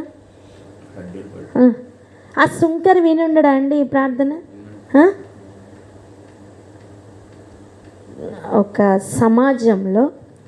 ఒక సమాజంలో ఇదిగో ఇవి ఎప్పుడు జరుగుతూనే ఉంటాయి. మీకు ఇంకో మాట చూపిస్తాను చూడండి. అపోస్తుల కార్యాల్లో చూడండి, ఈ 7 ఎన్నుకునే సమయం అక్కడ ఒక బాధ కలిగింది. 9వ అధ్యాయము 10 చూడండి, తీయండి. 6వ అధ్యాయము 1వ వచనం చదవండి. అపోస్తుల కార్యములు 6వ అధ్యాయం 1వ వచనము. ఆ దినములలో శిష్యుల సంఖ్య విస్తరించుచున్నప్పుడు అనుదిన పరిచర్యలో తమలోని విధవరాంధ్రను చిన్న చూపు చూచిరని హెబ్రీయుల మీద గ్రీకు భాష మాట్లాడు యూదులు సనగుకొని సాగిరి. చాలు. అక్కడ కూడా ఎన్ని బ్యాచ్లు ఉన్నారు? 2 బ్యాచ్లు. ఎవరెవరండి? హెబ్రీలు, గ్రీకులు ఉన్నారా? ఇద్దరు యూదులే. అక్కడ కూడా భేదం పుట్టింది. ఎలాంటి భేదం అంటే అది ఇంకా ఘోరం. చూడండి, విధవరాండ్రను చిన్న చూపు చూస్తున్నారని హెబ్రీ భాష మాట్లాడే వాళ్ళ మీద గ్రీకు భాష మాట్లాడే యూదులు నేరారోపణ చేస్తున్నారు, చణుగుతున్నారు. ఇక ఒక మాట చెప్పిన, అమ్మ నీకు ఎందుకు వస్తున్నావు దేవుని దగ్గరికి? పక్కోడిని చూడ్డానికా దేవుని చూడ్డానికా? నువ్వు ఎందుకు బ్రతుకుతున్నావు? పక్కోడి కోసం బ్రతుకుతున్నావు, దేవుడి కోసం బ్రతుకుతున్నావా? నువ్వు దేవుని కోసం ఎప్పుడైతే బ్రతుకుతావో ప్రార్థన జీవితం మారుతుంది, బ్రతుకు మారుతుంది. నిజం చెప్తున్నాను. బ్రతికితున్న దినములన్నీ కూడా ఎంత డేంజర్ జోన్ అంటే, రక్తాపరాధం ఈజీగా అంటుకునే డేంజర్ జోన్ ప్రతి క్షణము ఉందండి. కత్తి పట్టుకొని నరకాల్సిన అవసరం లేదు. ఎవ్రీ ఏరియాలో రక్తాపరాధమే మనల్ని వెంటాడుతూ ఉంటుంది. ఈ డేంజర్లో నుంచి బయటికి రమ్మని దేవుడు ఈరోజు మనల్ని పిలుస్తున్నారు. ఆమెన్. బయట లోకంలో ఉన్నది వేరు నాన్న. లోకంలో నుంచి సపరేట్ అయ్యామనుకున్న మనం ఉన్న ఇంకా పెద్ద డేంజర్ జోన్ ఇది. ఒక పరిసయుడు ఒక సుంకరి అని చెప్తున్న సమయం వాళ్ళు బయట వాళ్ళు కాదండి, ఇద్దరు దేవాలయంకి వచ్చిన వాళ్ళే. పోనీ రక్షణలోనికి లేదు, లేదా క్రీస్తు మరణం ముందు ఇది జరుగుతుంది అనుకున్నాం. క్రీస్తు మరణం తర్వాత కూడా సంఖ్యలో జరిగిందేంటి? శిష్యుల్లో జరిగిందేంటి? అగైన్ కంపారిజనే కదా, కాదా? సో నేనేమంటున్నా అంటే, ఆ రోజు ఉన్న ఆ డేంజర్ జోన్ ఈరోజు లేదా? ఉంది. ఇంకా ఎక్కువ స్థాయిలోనే ఉంది. క్రీస్తు ఎదురుగుండా నిలబడబోతున్న ఆ విమర్శ దినం జ్ఞాపకం చేసుకొని ప్రతిరోజు మనల్ని మనం జాగ్రత్తగా చూసుకోవాలి. చెప్పండి. ఒక మాట చదవండి.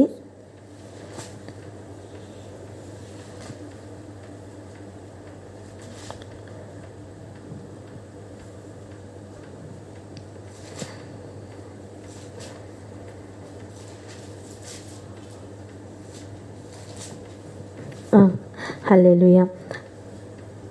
కంపేర్ చేసుకుంటున్న ఆ మాట తర్వాత చదవండి. 12వ వచనం. 6వ అధ్యాయం కదండి? కాదండి, 18. లూకా రాసిన సువార్త 18వ అధ్యాయము 11వ వచనం నుండి. పరిసయ్యులు నిలబడి, దేవా, నేను చోరులను, అన్యాయస్తులను, వ్యభిచారులైన ఇతర మనుష్యులైనను ఈ సుంకరి వలనైనను ఉండనందుకు మీకు కృతజ్ఞతాస్తులు చెల్లించుచున్నాను. వారమునకు 2 మారులు ఉపవాసము చేయుచు నా సంపాదన అంతటిలో 10వ వంతు చెల్లించుచున్నానని తనలో తాను ప్రార్థించుచుండెను. అయితే సుంకరి చాలు ఇంకా ప్రార్థన చూడండి. నిజం, ఒక డేంజర్ ప్రేయరే ఇది. ప్రభు ఊరికనే ఈ ఉపమానం చెప్పట్లేదు. తామే నీతిమంతులు అనుకుంటున్న 99 బ్యాచ్ ప్రేయర్ ఇది. అది ఎటువంటి ప్రేయర్? ఇది సీరియస్గా దేవుడు మనతో మాట్లాడుతున్న మాట అండి. ఇదిగో ఒక గొప్ప రెవల్యూషన్ ఈరోజు లేదని అనుకోవద్దు. ఏదో గూఢమైన మర్మం ఏదో ఈరోజు తెలుసుకోవట్లేదు అనుకోవద్దు. డ్రై సబ్జెక్ట్గా ఫీల్ అవ్వద్దు. ఇది కరెక్షన్ చేస్తున్న ఒక area. Amen. Yes, amen. So ఇది చాలా ఇంపార్టెంట్ ఏరియా అండి. ఆ ప్రార్థన ఒకసారి వినండి. వారం నాకు 2 మార్లు ఉపవాసం చేస్తున్నాను నేను. లోపల అనుకుంటున్నాడు, అర్థం వాళ్ళు చేయట్లేదు. అసలు ఈ ప్రేయర్ స్టార్ట్ అయిందే కంపారిజన్తో నానా.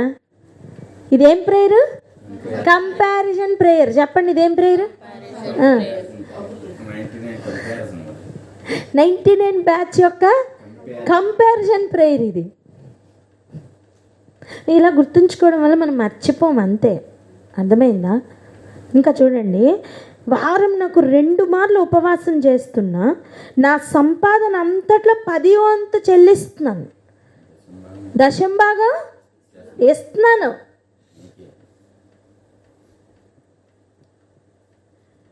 ఇచ్చిందాన్ని మళ్ళీ జ్ఞాపకం చేసుకునే ప్రేయర్ ఇది. ఇచ్చిందాన్ని మళ్ళీ జ్ఞాపకం చేసుకుంటే దాని విలువ ఉండదండి. అది మనుషులకైనా దేవుడికైనా. అసలు కుడి చేయి చేసింది ఎడమ దానికే తెలియకూడదు అన్నారు దేవుడు. ఈ అయ్యగారు మర్చిపోలా. ఈ అయ్యగారు చిట్టాబొద్దులు రాసుకుంటున్నాడు. ఏమని? 10వ వంతు ఇచ్చా అంటే ఎన్ని నెలలు ఇచ్చాడో కూడా లెక్క పెట్టుకుని ఉండింటాడు. ఇంకేమంటున్నాడు చూడండి, నా సంపాదన అంతటిలోనే ఇచ్చాడట. నా సంపాదన అంతట్లో లెక్క పెట్టి 10వ వంతు తీసి, ఇగో నీది పోర్షన్.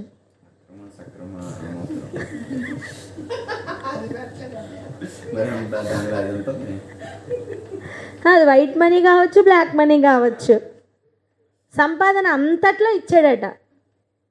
మరి 99 బ్యాచ్ అనేది.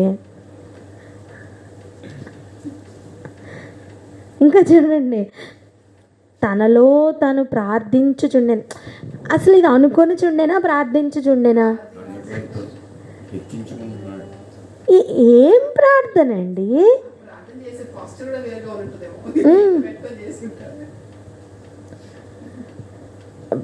మీకు అర్థమవుతుందా? ప్రభు ఫస్ట్లో చెప్పిన మాట, ఒక పరిసేడు ఒక సుంకరి అంటే వారు ఇద్దరు అని అర్థం, 50-50% అని అర్థం. దేవాలయంలోకి ఎంటర్ అవుతున్న వారు సగం మంది ఈ మనసుతో ఉంటారు, సగం మంది సుంకరికి ఉన్న మనసుతో ఉంటారు. ఒక మాట చెప్పనా, బాధ పెట్టేవారు ఇలా ఉంటారు, బాధపడే వాళ్ళు అలా ఉంటారు. బాధపడే వాళ్ళు ఇక దేన్ని చూడరండి, ఆ బాధతోనే కృంగిపోయి ఉంటారు. ఇక వాళ్ళకి ఏది కనపడదు. ఈ ఎదురుగుండా పక్కన వ్యభిచారి వస్తున్నాడా, సుంకరు వస్తున్నాడా, పెద్ద గొప్పోడు వస్తున్నాడా, తిన్ననైనోడు వస్తున్నాడా, పడిపోయినోడు వస్తున్నాడు, వాడికి ఫరక్ పడదు. వాడి బాధ ఏంటో తెలుసా? నేను నీ దగ్గర సరిగా లేనయ్యా, నేను బాగలేనయ్యా, నేను బాగుండాలయ్యా, నా బ్రతుకు మార్చేయ్యా. ఇదే ఉంటుందండి ప్రార్థన.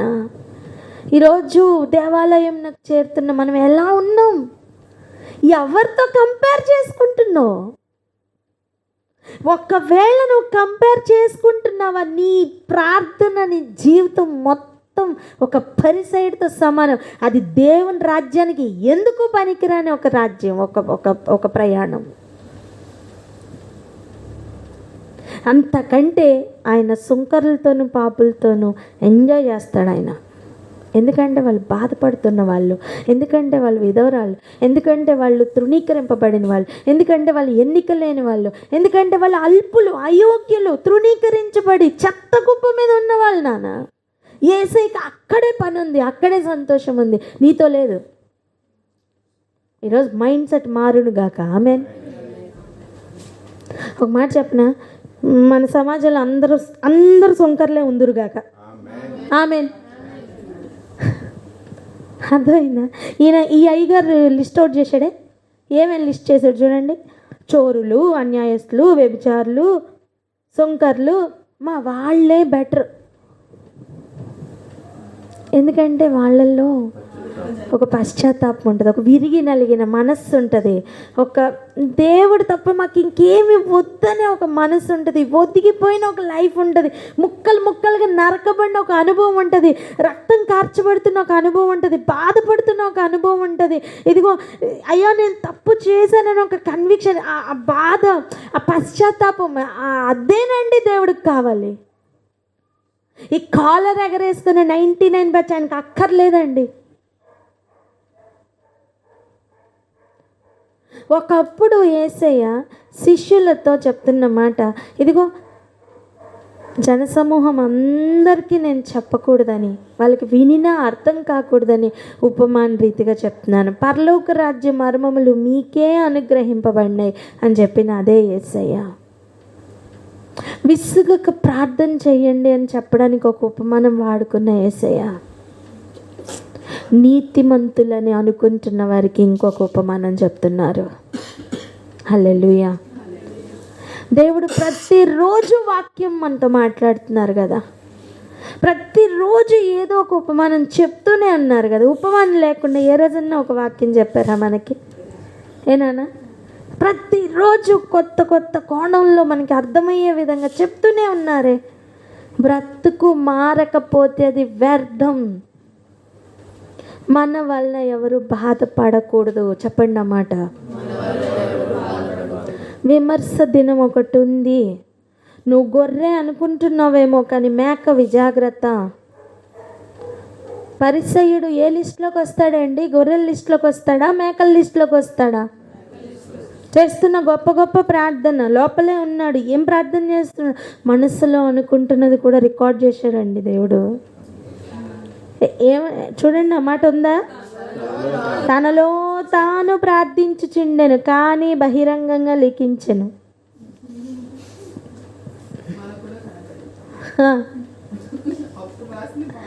2000 సంవత్సరాల క్రితం జరిగింది, ఇప్పుడు మనం చదువుకుంటున్నాం. ఆ పరిసైడ్ ఎవరో తెలియదు కానీ మన మనస్సులో అనుకునేది కూడా దేవుడు తన దూతలు ఎదురుగుండా చెప్తున్న సమయం ఎక్కడ పెట్టుకుంటావు ముఖం?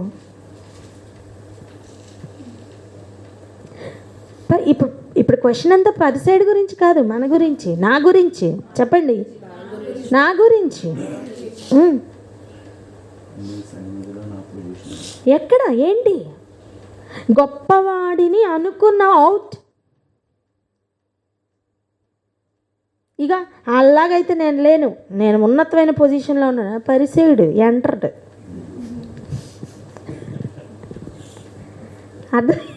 అర్థమైందా?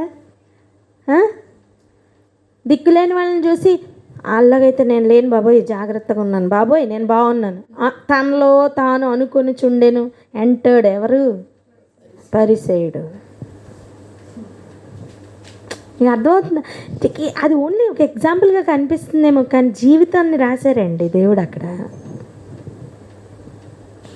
ఎవ్రీ టైం మన ఆలోచన విధానం ఎలా ఉందో జాగ్రత్త.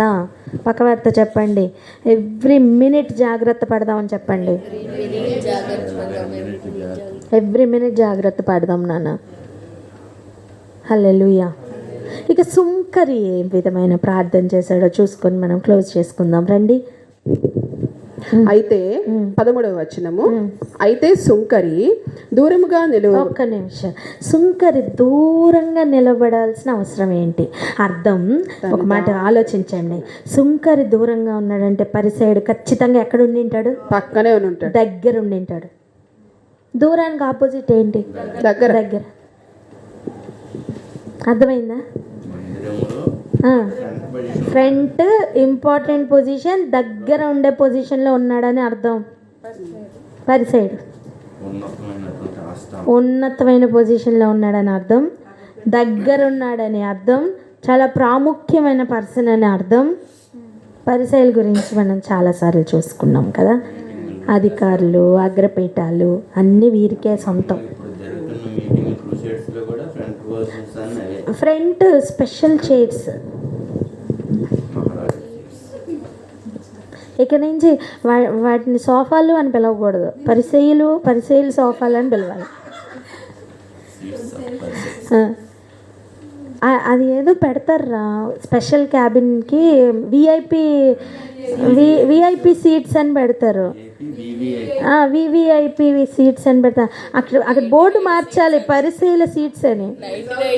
నేను మాట చెప్పిన పరిచయల సీట్స్ అని రాస్తే ఎవరు రారు. 99 బ్యాచ్ అని రాయాలి.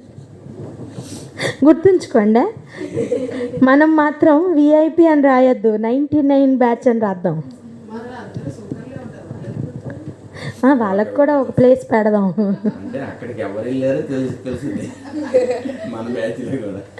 స్తోత్రం. సుంకరి మాత్రం దూరంగా ఉన్న అనుభవం. హలో, మాట చెప్పనా నానా, నువ్వు దూరంగా ఉన్నావేమో కానీ దేవుని దగ్గరగా ఉన్నది నువ్వే. హల్లెలూయా. ఆయన మనస్సు గెలుచుకున్నది నువ్వే నాన్న. దగ్గరగా ఉన్నాననుకుంటూ మనస్సు గెలుచుకోలా. హలో, అర్థమవుతుందా? దూరంగా ఉన్నానంటూ కృంగిపోయి కుమిలిపోతున్న జీవితం ఉందే, వాళ్ళేనండి దేవునికి దగ్గరగా ఉన్నారు. ఆమేన్. సుంకరి దూరంగా ఉన్న అనుభవం. ఎందుకు దూరంగా ఉన్నాడో చెప్పనా? దేవుడు దూరం పెట్టలా, పరిసయ్యులు దూరం పెట్టారు. ఎవరు దూరం పెట్టలా? దేవుడు దూరం పెట్టలా. ఎవరు దూరం పెట్టారు? పరిసయ్యులు దూరం పెట్టారండి, అధికారులు దూరం పెట్టారండి. కానీ నువ్వు దేవునికి దగ్గరగా ఉన్నావు నాన్న. హల్లెలూయా. ఒక సుంకరి మనస్తత్వం ఉంటే చాలండి, ఒక సమరయ స్త్రీ అనుభవం ఉంటే చాలండి. హల్లెలూయా. ఏ అధికారంతో క్రీస్తును ప్రకటిస్తున్నావు అంటే ఒక్కటే అధికారం, నేను సుంకరి, నా సాక్ష్యం, నన్ను దేవుడు బ్రతికించాడు, నన్ను లేపాడు, నన్ను బ్రతికించాడు, నాకు రక్షణ ఇచ్చాడు, నన్ను కాపాడాడు, నాకు ఎన్నిక లేని నన్ను ఆయన కన్నులతో నన్ను చూశాడు, అదే నా సాక్ష్యం. ఆయన గురించి నేను చెప్పకుండా ఉండలేను. హల్లెలూయా. ఇదేనండి అనుభవం. సుంకరిని అడిగితే అదే చెప్తాడు కాదా? అంతే. ఇక సుంకరి దూరంగా ఉన్నాడు. ఓకే, నెక్స్ట్ నిలవబడి ఆకాశము వైపు కన్నులెత్తుటకైనను ధైర్యము చాలక రొమ్ము కొట్టుకొని. ఏం అనుభవం అండి, ఏం అనుభవం అండి. అసలు ఆ మాట చూస్తున్నారా? ఆకాశము వైపు కన్నులెత్తుటకైనను ధైర్యము లేక. ఆహా, అసలు ఆ మాట చూస్తున్నారా? కనీసం మనుషుల తట్టు కాదు. హలో, మనుషుల తట్టు కాదండి, ఆకాశం తట్టు కూడా కన్నులెత్తి చూడటానికి ఆ ధైర్యం లేదట. ఆకాశం ఏంటండి? ఆయన సింహాసనం. అర్థం, ఆయన చూడడానికి కూడా ధైర్యం లేక తల ఉంచుకున్న ఒక స్థితి. బాబా, ఏం అనుభవం అండి, ఏం అనుభవం అండి అసలు. ఆ అనుభవంలోనే నాన్న ఫలం ఉంది. హల్లెలూయా. చెట్టు నిండా ఆకులు పెట్టుకున్న దాంట్లో ఫలం లేదు. అది మొత్తం 99 బ్యాచ్. అదేంటి మొత్తం 99 బ్యాచ్? చెప్పండి అన్నమాట. అక్కర్లేదు దేవుడికి నాన్న. ఆకాశం తట్టు కళ్ళెత్తడానికి కూడా ధైర్యం లేకుండా, అర్థం ఎంత భూమికి కుంగిపోయి, అసలు ఆ స్థితి అర్థమవుతుందా? అటు మనుషులు మాట్లాడరు, నా అనేవాళ్ళు లేరు, అంతే కదా స్థితి. సమాజంలోకి వెళ్తే మర్యాద లేదు, ఒక పెద్ద గౌరవం అస్సలే లేదు.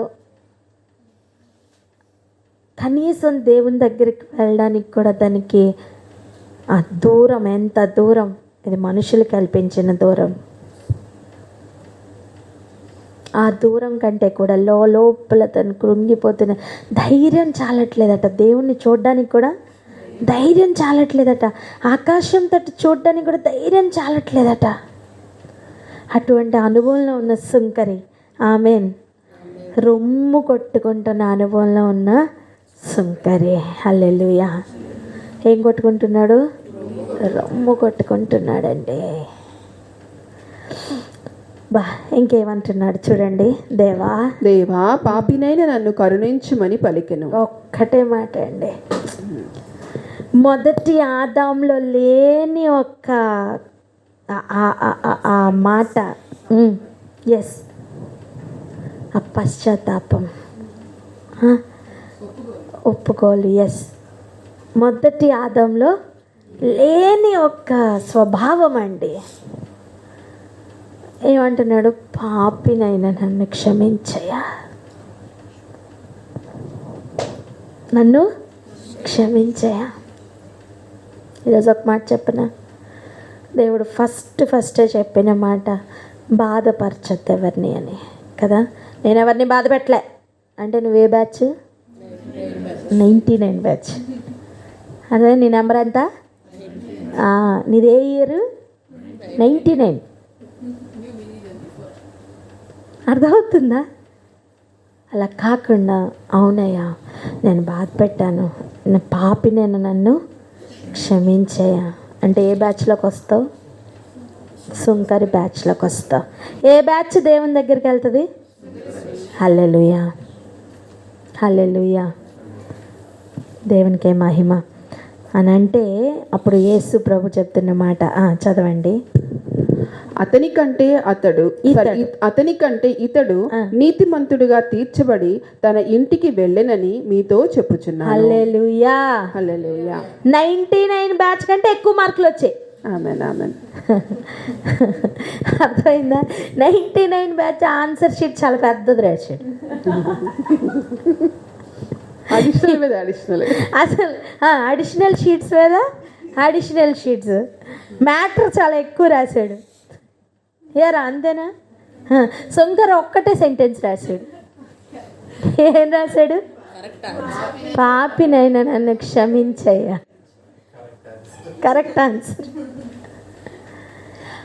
అసలు 99 బ్యాచ్కి రాని మార్కులు ఈ ఒక్క సెంటెన్స్కి పడిపోయినాయండి. ఆమెన్.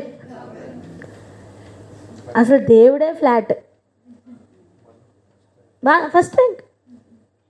ఇంకా చూడండి, తన ఇంటికి ఎలా వెళ్ళాడట? అతనికంటే ఇతడు నీతిమంతుడుగా తీర్చబడి ఇంటికి వెళ్ళాడు. నేను పాస్ అనుకున్నవాడు ఫెయిల్ అయ్యాడు, నేను ఫెయిల్ అనుకున్నవాడు పాస్ అయ్యాడు. Okay, right. నేను దూరంగా ఉన్నాను అనుకున్నవాడు దగ్గర అయ్యాడు, నేను దగ్గరే ఉన్నాను అనుకున్నవాడు దూరం అయ్యాడు. లెక్కలు తారుమారైపోయి ఇంటికి వెళ్ళారట. హల్లెలూయా. బాధాకరమైన విషయం ఏంటో తెలుసా? ఈ 99 బ్యాచ్ కాడ ఫెయిల్ అయ్యాడని తెలియట్లా.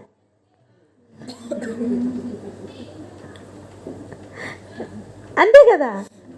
ఈ 99 బ్యాచ్కి ప్రాబ్లం ఏంటి? ఫెయిల్ అయిన విషయం కూడా తెలీదు. అయ్యో చెప్పండి, ఏమని? అయ్యో అయ్యో 99 అనండి. స్తోత్రం. 99లో మనం ఉండద్దు నాన్న. చెప్పండి పక్క వారితో. ఒక్క సెంటెన్స్ అయినా పర్వాలేదు, కరెక్ట్ ఆన్సర్ రాద్దామా? ఈరోజు ఆన్సర్ రాయడానికి ఎంతమంది రెడీ? నీకు కూడా ఒక జీవితం ఇవ్వబడింది నాన్న. నీకు కూడా ఒక పేపర్ దేవుడు ఇచ్చారు. నువ్వు కూడా దేవాలయంలోనే ఉన్నావు. దేవుడు నివసిస్తున్న ప్రదేశంలో అదే నీ శరీరమే, నీ జీవితమే దేవుడు నివసించడానికి ఆలయంగా మార్చుకుంటున్న అనుభవంలో ఉన్నావే. నేను నీతిమంతుడను అనుకున్నావా? భయంకరమైన అట్టర్ ఫెయిల్యూర్ అయిపోతావు. అలా కాకుండా ఒక్కటే ఆన్సర్ ఈరోజు రాయగలవా?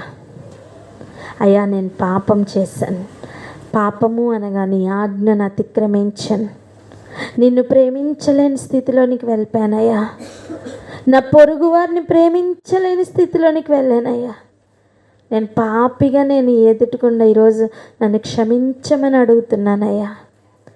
నిన్ను వల్లే నీ పొరుగు వాడిని ప్రేమించు అని చెప్పుతున్న అనుభవంలో నేను ఫెయిల్ అయ్యానయ్యా, నేను పాపం చేశాను, నన్ను క్షమించయ్యా.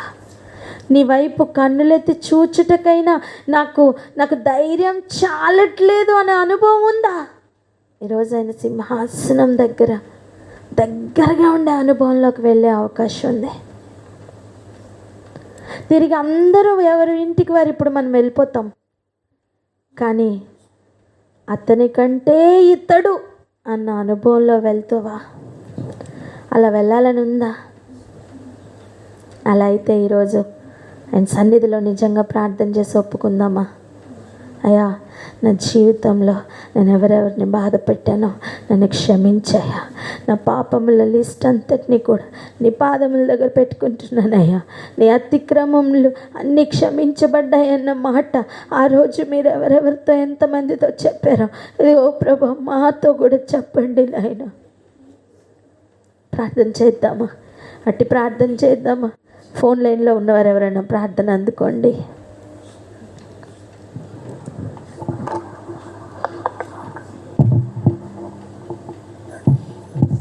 తండ్రి స్తోత్రం ప్రభా, దేవ ఆశీర్వాద ఆలోచనకర్త నీకు లెక్కని వందనాలు సూత్రాలు చెల్లిస్తున్నాను ప్రభా. నా తండ్రి ఘర్షణ కాలం అంతలో మమ్మల్ని మా కుటుంబాన్ని ఎంతగానో కాచి కాపాడి నడిపించి బలపరిచి ప్రభా స్థిరపరిచిన దాన్ని బట్టి నీకు వందనాలు చెల్లిస్తున్నాను నా తండ్రి. మేము ఎలాంటి పరిస్థితుల్లో ఉన్నామో ప్రభా నా తండ్రి, ఒక్కసారి మమ్మల్ని చెక్ చేసుకోండి అమ్మా. మీ జీవితాలను ఒకసారి మీరు చెక్ చేసుకోండి అని మీరు చెప్తున్నప్పుడు ప్రభా నా తండ్రి, మా జీవిత స్థితి ఎలా ఉందో మేము చెక్ చేసుకోవడానికి మాకు సహాయం దయచేయమని అడుగుచున్నాను ప్రభు. ఎన్నో మార్లు నా తండ్రి మమ్మల్ని మేము హెచ్చించుకొని ఉండొచ్చు ప్రభు. నేను వాళ్ళకంటే మంచిగా ఉన్నాను, వీళ్ళకంటే మంచిగా ఉన్నాను, నాకేంటి అన్నీ ఉన్నాయని మేము ఎన్నోసార్లు మమ్మల్ని మేము హెచ్చించుకొని ఉండొచ్చు నా తండ్రి. కానీ ఎంత హెచ్చింపున్నా కానీ ప్రభు నా తండ్రి, నీ ఎదుట మేము తగ్గింపు స్థితిలో ఉంటే మేము ఎంత ఈ లోకానుసారంగా హెచ్చించుకున్నా అదంతా వృధా ప్రయాసే కదా నా తండ్రి. ఏం తీసుకొచ్చాం ప్రభు, ఏం తీసుకెళ్తాం నా తండ్రి? నీటి బుడుగు వంటి జీవితం కదా ప్రభు నా తండ్రి. ఒక్కసారి నువ్వు కన్నెర చేసి చూసావంటే ఏమైపోతావో తెలియని జీవితాలు ప్రభు అమ్మాయి. అలాంటి జీవితాల కోసం మేమంత గొప్ప, మేము ఇంత గొప్ప అని చెప్పుకున్నంతలో మాకు ఏమొస్తుంది, ఏం పోతుంది ప్రభు? మేము అది మేము ఇది అని చెప్పుకున్నంతలో ఏమొస్తుంది, ఏం పోతుంది నా తండ్రి? ఇప్పటికే ప్రభు నా తండ్రి ఎన్నో సార్లు ప్రభు తెలుసో తెలియకో నా తండ్రి మమ్మల్ని మేము హెచ్చించుకునే ప్రభు మా జీవితాలను నా తండ్రి మేమే నా తండ్రి ప్రభు భ్రష్టు పట్టించుకున్నాం నా తండ్రి. ఈ దినమైన ప్రభు అటన్నిటిని కడుక్కోవడానికి సహాయం దయచేయమని అడుగుచున్నాను నా తండ్రి. పరిసేయుడు ప్రభు నా తండ్రి, నీ సన్నిధిలో నీ పక్కన కూర్చునే అనుభవం ఉన్నా కూడా అతని విషయంలో నీ హృదయంలో అతనికి స్థానం లేదు కదా ప్రభు నా తండ్రి. మరి మేము ఎంతో కాలం బట్టి ఎన్నో ప్రేయర్స్ చేస్తూ నీ సన్నిధికి వెళుతూ దశమ భాగాలు ఇస్తూ అది చేస్తూ ఇది చేస్తూ మేము ఎంత చేస్తున్నానో ప్రభు, నీ హృదయంలో మేము స్థానం పొందుకోనకుండా నీవు మమ్మల్ని నా బిడ్డ అని ఆ రోజు బీద విధవరానికి చెప్పినట్టు మా విషయంలో చెప్పకుండా ఉంటే మేము ఎంత చేస్తున్నానో అదంతా వృధా ప్రయాసే కదా నా తండ్రి. సహాయం దయచేయమని అడుగుచున్నాను ప్రభు. కృప చూపండి, నడిపించండి నా తండ్రి. మేమైతే ప్రభు ఎద్దులం నా తండ్రి, నీ ఎదుట మమ్మల్ని మేము సరి చేసుకోవడానికి సహాయం దయచేయమని అడుగుచున్నాను ప్రభు. విసుకొక నిత్యము ప్రార్థన చేయమంటున్నావు నా తండ్రి. నిజమే ప్రభు, మేము ఎన్నో సార్లు, ఒకసారో 2 సార్లు ప్రార్థన చేసి ఇంకెన్నిసార్లు చేయాలి, పోతే పోనీలే అని మేము ఎన్నోసార్లు ఎన్నో ప్రార్థనలు వదిలేసాం నా తండ్రి. బట్ అయినా కూడా ప్రభు నువ్వైతే నా బిడ్డ, నువ్వు అట్లా ఉంటే నేను చాలా బాధపడుతున్నాను. నువ్వు ఎప్పుడు నాకు ప్రార్థన చేయాలని కోరుతుండగా ప్రభు నా తండ్రి, మరి విసుకక నిత్యము ప్రార్థన చేసే బిడ్డలతో మేము ఉండటానికి సహాయం దయచేయమని అడుగుచున్నాను నా తండ్రి. ఎంతో మంది బిడ్డల జీవితాల్లో ఎలాంటి క్లిష్ట పరిస్థితులు ఉన్నా కానీ ప్రభు ప్రార్థన ఎలాంటి పరిస్థితులన్నా మారుస్తుందన్నావు కదా నా తండ్రి. మరి బిడ్డ ప్రార్థనల్లో ప్రభు గొప్ప మార్పును మేము చూడడానికి సహాయం దయచేయమని అడుగుచున్నాను ప్రభు నా తండ్రి. ఒట్టి వాళ్ళం ప్రభు నా తండ్రి, మాకు ఏ ఎన్నిక ఉంది ప్రభు? మమ్మల్ని ఎన్నుకున్న వాళ్ళు ఎవరు నా తండ్రి? మేము నీ ఎదుట పెంట మీద పురుగు వంటి వాళ్ళం కదా ప్రభు నా తండ్రి. బలహీనం కానీ హీనం కదా ప్రభు. ఎందుకు పనికిరాని మట్టి పాత్ర వంటి వాళ్ళం కదా నా తండ్రి. నీవే సహాయం దయచేసి ప్రభు నా తండ్రి. ప్రతిదినం కూడా ప్రభు నువ్వు విసుకక మాట్లాడుతూ ఉండగా నా తండ్రి, మేము కూడా ఎక్కడ విసుకోకుండా ప్రభు నా తండ్రి నీ మాటలు ఎందుకు సృష్టించి ప్రభు ధ్యానించి నా తండ్రి దానిలో మేము జీవించడానికి సహాయం దయచేయమని అడుగుతున్నాను ప్రభు. Once again thank you Lord నా తండ్రి. థ్యాంక్ యూ సో మచ్ ప్రభు. నీ వాక్యం చేత మమ్మల్ని గద్దిస్తున్నావు, నీ వాక్యం చేత మమ్మల్ని ప్రేమిస్తున్నావు, నీ వాక్యం చేత మమ్మల్ని నడిపిస్తున్నావు. ఏ బిడ్డకి ఏ రోజు ఏ ఆత్మీయాహారం కావాలో ప్రతిరోజు మాట్లాడుతూనే ఉన్నావు నా తండ్రి. హృదయపూర్తిగా ఉంది నాలో ప్రభు. Thank you Lord. Thank you so much నా తండ్రి. ఇతను మంత్రి మా పనులంతా మాకు సహాయం దయచేసినందుకు వందనాలు. నీ అమూల్య వాక్యం చేత, నీ రెండంచుల ఖడ్గం గల వాడి గల వాక్యం చేత నేరుకొమ్మతో మాట్లాడినందుకు నీకు వందనాలు చెల్లిస్తున్నాం నా తండ్రి. అయ్యా జీవాధిపతి ఆశీర్వాద ఆలోచన కట్ల మేము ఎట్లా జీవిస్తే నీకు ఇష్టము, మేము ఎట్లా ఉంటే నువ్వు మమ్మల్ని బట్టి సంతోషిస్తావు. ఇతనే నా కుమారుడు అనని నా తండ్రి. పరలోకమందు నా తండ్రి నిన్ను గురించి చెప్పినట్లు ప్రభా, నీవు మమ్మల్ని గురించి చెప్పాలంటే మేము ఎట్లాంటి ఆత్మీయ జీవితం కలిగి ఉండాలో నీవే మాకు నేర్పించండి, మాకు సహాయం దయచేయండి నా తండ్రి. కేవలం నువ్వే ప్రభు. మాకు జడ్జిమెంట్ ఇవ్వాలంటే కేవలం నువ్వే నా తండ్రి. మమ్మల్ని మేము ఎంత హెచ్చించుకున్నా కానీ ప్రభు, నీ ఎదుట మా రిజల్ట్ 0 అయినప్పుడు నా తండ్రి అది మమ్మల్ని నరకంలో పడేస్తుంది తప్ప పరలోకానికి తీసుకురాదు కదా నా తండ్రి. అందుకనే ప్రభు మా బిహేవియర్ని మేము ఈరోజు సరి చేసుకుని నా తండ్రి, మేము ఎలాంటి స్థితిలో ఉన్నామో ప్రభు మమ్మల్ని మేము కరెక్ట్ చేసుకుని నా తండ్రి నీ ఎదుట నిందారహితులుగా జీవించడానికి నీవు మాకు సహాయం దయచేసి తోడించి నడిపించమని సమస్తం నిశ్చితంగా అప్పగించుకుంటూ సర్వ ఘనత మహిమ ప్రభావాలను ఆరోపిస్తూ ప్రభు యేసు నామం పేరిట ఈ చిన్న ప్రార్థనని పాదలతో సమర్పిస్తున్నాను నా తండ్రి. ఆమేన్. సోలిపోయినా నా ప్రాణము చేయి పట్టి నన్ను లేపితివి, నన్నాదరించి చేరదీసి కన్నీరు తుడిచి హత్తుకొంటివే. సోలిపోయినా నా ప్రాణము చేయి పట్టి నన్ను లేపితివి, నన్నాదరించి చేరదీసి కన్నీరు తుడిచి హత్తుకొంటివే. నా హృదయమంతా నీ కొరకే సమర్పింతును దేవా, నా జీవితమంతా నీ సాక్షిగా నిలిచెదను యేసు. హల్లెలూయా. ఇక రెడీ అవ్వండి, ఓకేనా? రెడీయా రిసీవ్ చేసుకోవడానికి? ఆమేన్. ఉపమాన రీతిగా చెప్పిన సమయం వారికి గ్రహించకూడదు, మీరు గ్రహించాలి అని చెప్పినప్పుడు వారు గ్రహించారా లేదా? గ్రహించుంటారా లేదా? రైట్.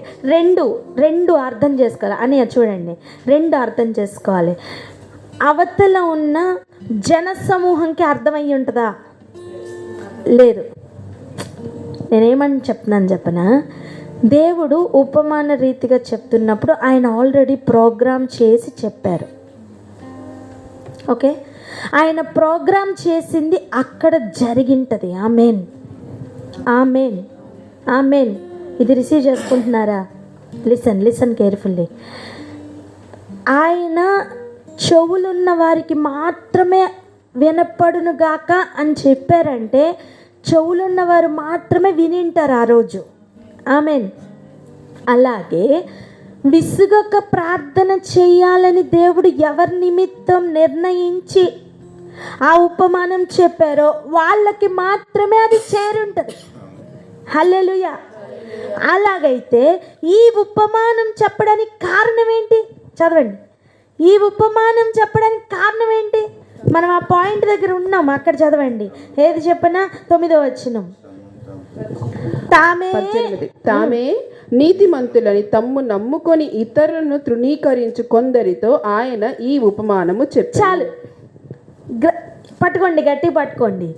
తామే నీతిమంతులని ఇతరులను తృణీకరిస్తున్న వారితో ఈ ఉపమానం చెప్పినప్పుడు ఈరోజు తామే నీతిమంతులు అనుకుంటున్న వారికి ఇది రీచ్ అయ్యి ఉంటుందా లేదా? ఆ రోజైనా రీచ్ అయ్యి ఉంటుంది, ఈ రోజైనా రీచ్ అయ్యే ఉంటుంది. హల్లెలూయా, హల్లెలూయా. ఇప్పుడు చూడండి, ఈయన ఈ మాట తృణీకరింపబడిన వారి కొరకు చెప్పారా? తామే నీతిమంతులు అనుకుంటున్న వారి కొరకు చెప్పారా? చూడండి చూడండి చూడండి. నమ్ముకొని ఇతరులను తృణీకరించు కొందరితో. ఈ ఉపమానం ఎవరికి? నేను 3 సిచ్యువేషన్స్ మీకు జ్ఞాపకం చేస్తున్నా. జనసమూహం అందరూ ఉన్నప్పుడు ఆయన ఎవరికి ఇది రీచ్ అవ్వాలని చెప్పారు? శిష్యులకి. ఆమెన్, ఓకేనా? ప్రార్థన చేస్తున్న వారిలో విసిగిపోతున్న వారికి రీచ్ అవ్వాలని పై ఉపమానం చెప్పారు. అలాగే తామే నీతిమంతులు అనుకుంటున్న వారితో ఈ మాటలు చెప్పారు. హల్లెలూయా. నేను అంటున్నది ఏంటంటే, ఆయన ప్రోగ్రామ్ చేసి చెప్పిన తర్వాత అది రీచ్ అవ్వకుండా ఉంటుందా? అయ్యే ఉంటుంది. అలాగైతే ఈరోజు కూడా ఈ మాటలు నెరవేర్చబడతాయి. ఆమేన్. ఖచ్చితంగా పరిచయంలో మార్పు కలుగును గాక. ఆమేన్. స్థాపించండి. యేసయ్య చివరిగా చెప్పిన మాట చూడండి, 14వ వచనం చదవరా. అతని కంటే ఇతడు నీతిమంతుడుగా తీర్చబడి తన ఇంటికి వెళ్ళనని మీతో చెప్పుచున్నాను. తన్ను తాను హెచ్చించుకొని వాడు తగ్గింపబడుననియు, తన్ను తాను తగ్గించుకొని వాడు హెచ్చింపబడుననియు చెప్పాను. హల్లెలూయా. చివరిగా ఈ మాటతో ఆ ఉపమానం క్లోజ్ చేసిన ప్రభువు ఈ మాటలు ఎవరికి రీచ్ అవ్వాలనుకున్నారంటే, తన్ను తాను హెచ్చించుకుంటున్న 99 బ్యాచ్కే. ఈ ఉపమానం ఎవరి కోసం? 99 బ్యాచ్కి. హల్లెలూయా. తప్పిపోయిన గొర్రెపిల్ల వెంట ఆయన వెళ్ళారండి, కానీ 99 బ్యాచ్కి ఈ మాటలు విడిచిపెట్టారు. హల్లెలూయా. అర్థమవుతుందా? తప్పిపోయిన గొర్రెపిల్ల యొక్క కన్నీరు తుడవడానికి ఆయనే వెళ్ళారు. వాక్యమైన యేసయ్య వెంట వెళ్ళారు. అది ఎక్కడ పొదల్లో ఉండిపోయిందో, అది ఏ సింహపు నోట్లో ఉందో ఆయన తెచ్చుకుంటున్నారు. కానీ 99 బ్యాచ్కి మాత్రం ఈ హెచ్చరిక ఇచ్చారు. ఆమేన్, ఆమేన్. ఈరోజు ఈ మాటలు చేరిన 99 బ్యాచ్లో మార్పులు కలుగునుగాక. ఆమేన్. ఎన్ని సంవత్సరాలు అయింది నువ్వు వాక్యం చదివి? ఎన్ని సంవత్సరాలు అయింది నువ్వు క్రీస్తులోనికి వచ్చి? అంటే ప్రతి ఒక్కరికి కూడా మనకి ఒక సంవత్సరాలు, ఒక లెక్క, ఒక దినాలు, ఒక లెక్క ఉందా లేదా అండి? ఈరోజే నేను క్రీస్తులోనికి వచ్చాను అన్న వాళ్ళు ఎవరు ఉన్నామా? అంటే చిగురాకులు ఎవరు లేమని అర్థం. ఇక డాష్ డాష్ డాష్. స్తోత్రం. ప్రార్థన చేసుకుందామా? ప్రార్థన చేయండి. హల్లెలూయా. పరిశుద్ధుడా, మీకు స్తోత్రములు తండ్రి. యేసయ్యా, మీకు స్తోత్రములయ్యా తండ్రి. సమస్తమును ప్రణాళికాబద్ధముగా తండ్రి నాయన యేసయ్య, ఏ సమయమున ఎవరెవరికి తండ్రి ఏ విధముగా తండ్రి నాయన ప్రభువ వాక్యమైనను ఉపమానమైనను తండ్రి బోధ అయినను కరెక్షన్ అయినను తండ్రి నాయన చేరాలో ప్రభువ ఆయా రీతిగా తండ్రి 2000 సంవత్సరముల నుంచి ప్రభువ యేసయ్య మీరు చెప్పుచుండగా తండ్రి నాయన గ్రహింపు జ్ఞానం కలుగుటకు చెవులు విప్పుచుండగా పొరలుగా విప్పుచుండగా మీకు వందనాలు స్తోత్రములు చెల్లించుకుంటున్నాము తండ్రి. అవునయ్యా యేసయ్య, ప్రభువ. పరలోక మర్మములు తండ్రి నాయన, ఇది వారి కొరకు కాదు, ఇది మీ కొరకేనని తండ్రి ప్రత్యక్షముగా తండ్రి నాయన వేరుపరచి తండ్రి నాయన ప్రభువా యేసయ్య అనేక సంఘముల్లో తండ్రి నాయన జన సమూహములుగా కాకుండా తండ్రి నాయన వేరుపరచి తండ్రి ప్రత్యేకపరచిన గుంపుగా తండ్రి నాయన మాకు బోధిస్తున్న రీతిని బట్టి మీకు వందనాలు, స్తోత్రములు.